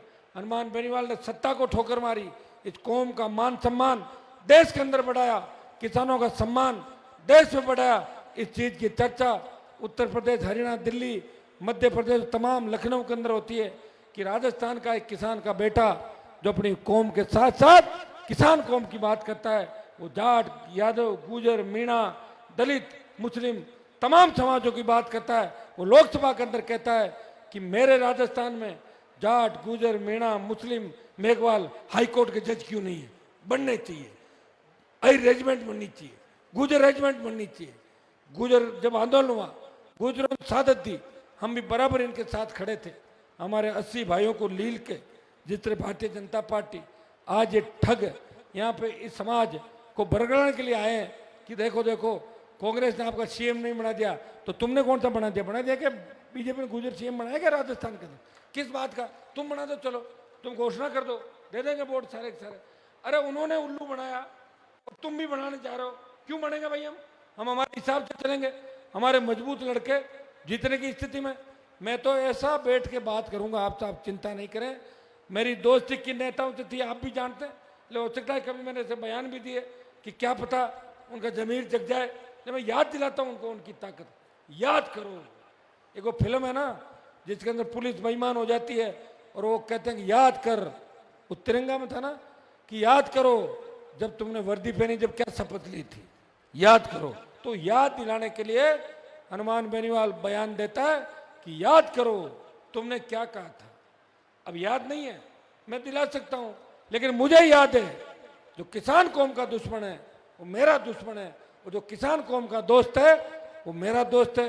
किसान कौम का मतलब आप समझ गए, सारी हमारी जातियां जिनका कहीं न कहीं शोषण हुआ, हर जाति का शोषण हुआ, आप पूरे देश के अंदर देख लें, वो तमाम जातियां जिनके दुश्मन कौन है आप अच्छी तरह जानते हो। भाइयों, वोट की ताकत आपके पास है, 60 लाख से लेकर 80 लाख नया मतदाता इस बार वोट करेगा। पहली बार वोट डालना भारतीय पार्टी को, और पहले वाला वोट और करेगा, कई कौन छूट जाएगी। मैं कह रहा हूं आरएलपी अकेली आज 1 करोड़ वोट पे खड़ी, अकेली RLP party 1 crore vote Rajasthan के अंदर ले रही है। और अगर हमारा गठबंधन बीएसपी, बीटीपी, बीएपी और अन्य छोटे दलों के साथ हो जाता है, कोई बड़ी बात नहीं कि हम 1 नंबर की सबसे बड़ी पार्टी के रूप में उभर सकते हैं, क्योंकि नौजवान मचल रहा है। नौजवान ही सबसे ज्यादा, हर क्रांति का हीरो नौजवान है। नौजवान देख रहा है हमें कहाँ जाना है। अगर नौजवानों ने ठान लिया दिल्ली से बाड़मेर तक कि हमें कांग्रेस बीजेपी को घर बिठाना है, तो 1 नंबर की पार्टी आरएलपी राजस्थान के बढ़ के उभरेगी। और विश्वास दिलाता हूं कि अगर आप सत्ता के नजदीक आ गए, ये तो तय है कि आपके बिना सरकार किसी की नहीं बन रही है, लेकिन मजा नहीं आएगा कि 20-25 सीट आ गई, कोई मतलब नहीं। सीट आए 70 कम से कम, 80, 90, जब मजा आए। लाएगा कौन? आप लोग लाओगे। मैं तो इतना विश्वास आपको दिलाता हूं, टिकटें उन्हीं लोगों को दूंगा, सर्वे भी करवा रहा हूं, बातचीत भी कर रहा हूं, जो जीताऊ होगा और टिकाऊ होगा उसी को टिकट मिलेगी। यह भी मैं आपको साफ संदेश देना चाहता हूं। अभी किसी की टिकट फाइनल नहीं है, अभी राजस्थान में एक भी व्यक्ति की कोई टिकट फाइनल नहीं, लेकिन हम कोशिश करेंगे कि हम भी छोटी मोटी कोई सूची चाह रहे हैं कि कुछ लोग जो मजबूती से राजस्थान अपने अपनी कॉन्स्टिट्यूंसी के अंदर लगे हुए हैं, जहाँ हमें दूसरी तरफ नहीं देखना है, हमें उन्हें उतारना है, तो कुछ उम्मीदवारों की सूचियां हम चाहते हैं कांग्रेस बीजेपी से पहले हम जारी करें और उन लोगों को अपने काम पे लगाएं। वैसे टेलीफोन पे मैं सबको धीरे धीरे बताता रहूँगा कि आप लग जाओ अपने काम पे। और अगर मैं एक बार कह देता हूँ, आपको विश्वास ये है कि दोबारा हाँ करने के बाद ना मैं नहीं करता। और ऐसे में किसी को कह दूँ हाँ आप काम करो, ध्यान रखेंगे, उसका मतलब टिकट नहीं है, वो तो कहना ही पड़ेगा, नहीं तो आएगा कौन? अरे लाने के लिए कहना पड़ेगा कि नहीं कहना? आ जाओ आ जाओ आ जाओ, ये थोड़ी आ जाओ मतलब एक कौन सी 15 टिकट थोड़ी मिलेगी। ये कह देंगे आप समीकरण बता दो, 50 इलाके के मोजीज आदमी रतनगढ़ वाले खड़े हैं, 50 मोजीज वकील साहब बता दो कि साहब सीट निकाल देंगे, ले जाओ टिकट, प्रचार कर दूंगा, जितनी मेरी हैसियत है मांग तांग के मदद भी कर दूंगा और आपको तकलीफ नहीं पड़ेगी, प्रचार में भी आ जाऊंगा, इतना मैं कर सकता हूँ। तो भाइयों इस चीज़ का भी हमें ध्यान रखना है। अपने आप कोई पोस्टर छपा कर सोच ले कि मैं उम्मीदवार बन गया, तो मुझे आप अच्छी तरीके से जानते हो कि यहाँ सबके सहमति से काम होता है। इससे ज़्यादा क्या होगा कि मंच को आप देख लो, मैंने कार्यकारिणी इसलिए नहीं बनाई कि अभी एक बार आपकी सहमति लूँगा, सबकी सहमति लेके जितने भी भाई पार्टी के पहले दिन से लेकर अब तक मेरे साथ हैं सुख दुख के अंदर, उन सबको एडजस्ट करूंगा। नयों को भी मौका देंगे, पुरानों को भी उनका अनुभव की आवश्यकता है, अनुभव के बिना काम कैसे चलेगा। सारे भाइयों को सबको एडजस्ट करेंगे, आपके मान सम्मान का ध्यान रखेंगे, किसी का प्रमोशन करेंगे, किसी को मेरे साथ रख लूंगा प्रचार के अंदर, किसी को और कमेटी का चेयरमैन बनो, आप चिंता नहीं करें। जब भी कार्यकारिणी आएगी तो आपको मजा आएगा कि जोरदार कार्यकारिणी राष्ट्रीय लोकतांत्रिक पार्टी ने घोषित करी। आज से आप लग जाएं। आज हमारी यात्रा की शुरुआत सालासर बालाजी के धाम से हुई है और बालाजी की कृपा जिस पे हो गई उसकी बल्ले बल्ले। और बालाजी की कृपा इस बार राष्ट्रीय लोकतांत्रिक पार्टी पे, हनुमान बेनीवाल पे, आरएलपी परिवार पे हुई है राजस्थान के अंदर। बालाजी का भक्त हूँ और निश्चित रूप से ये जो धन सैलाब आज इस त्योहार के दिन उमड़ा है, इस ओर इंगित करता है कि अपने अपने साधनों से, ये कोई लाई हुई भीड़ नहीं है, ये अपने अपने साधनों से अपने भाई को मजबूती देने के लिए 100 रुपये लीटर का डीजल है, खुद भरवा के आए हैं। हनुमान जी चिंता मत करो, आप थको मत, हिम्मत मत हारो, हम इस बार आपको सत्ता के शिखर पे बिठाएंगे। तो नारे आप लगा रहे हैं, उन नारों से मुझे बार बार आप जोश भी दिला रहे हो। ऊर्जा लगातार बाड़मेर से लेकर भरतपुर और डूंगरपुर से गंगानगर तक शेखावाटी के बीच से जो ऊर्जा आपने समय समय दी, उसी का परिणाम है कि मैं लगातार आपके लड़ा। और लड़ाई का परिणाम ये हुआ कि एक से शुरुआत की, एक विधायक था, एक विधायक से एक एमपी, 3 एमएलए, 5 प्रधान, 1 म्यूनसिपलिटी का चेयरमैन, जिला परिषदों के मेंबर, पंचायत समिति मेंबर, वार्ड पार्षद। राजस्थान में धीरे धीरे कारवा बढ़ता रहा और इस कारवे को बढ़ाते रहेंगे। मैं सबको धन्यवाद दूंगा कि स्वच्छता अभियान के अंदर जो आपने बीड़ा उठाया 1 महीने के अंदर, ये टीम पूरी मंच पे बैठी है, आपके बीच भी बैठी है। मैं उन सब बच्चों को भी एडजस्ट करूंगा जिन्होंने मजबूती स्वच्छता अभियान में काम किया और पार्टी की रीति नीति ढाणी ढाणी गांव गांव पहुंचाई। आप अचंभित हो जाओगे, स्वच्छता अभियान 1 महीने के अंदर 20 लाख से ज्यादा सदस्य राष्ट्रीय लोकतांत्रिक पार्टी ने 1 महीने के अंदर बना के ये संदेश देश में दिया कि किसानों के बेटे की पार्टी, इसके लिए हर किसान समर्पित है, हर जवान समर्पित है। और माताओं बहनों का इतना बड़ा योगदान रहा, मैं सोशल मीडिया पर देखता रहता था कि किस तरह माताएं मैंने खुद आरएलपी पार्टी के सदस्य बनाने के लिए और आरएलपी के वोट की अपील करते हुए जगह जगह आपको सोशल मीडिया पर नजर आएगी। तो मातृशक्ति हमारे साथ है, तो झांसी की रानी लक्ष्मीबाई की भूमिका में चलेगी, वो छोटे भाई भगत सिंह की भूमिका के अंदर चल के इस नए राजस्थान का निर्माण करेंगे, भ्रष्टाचार का खात्मा करेंगे और कांग्रेस और भाजपा को घर बिठा के नया किसान राज राजस्थान के अंदर लाएंगे। सम्मानित मंच और उपस्थित सारे लोग जो यहाँ पे आए, सबको मेरी तरफ से बहुत बहुत धन्यवाद। जय हिंद।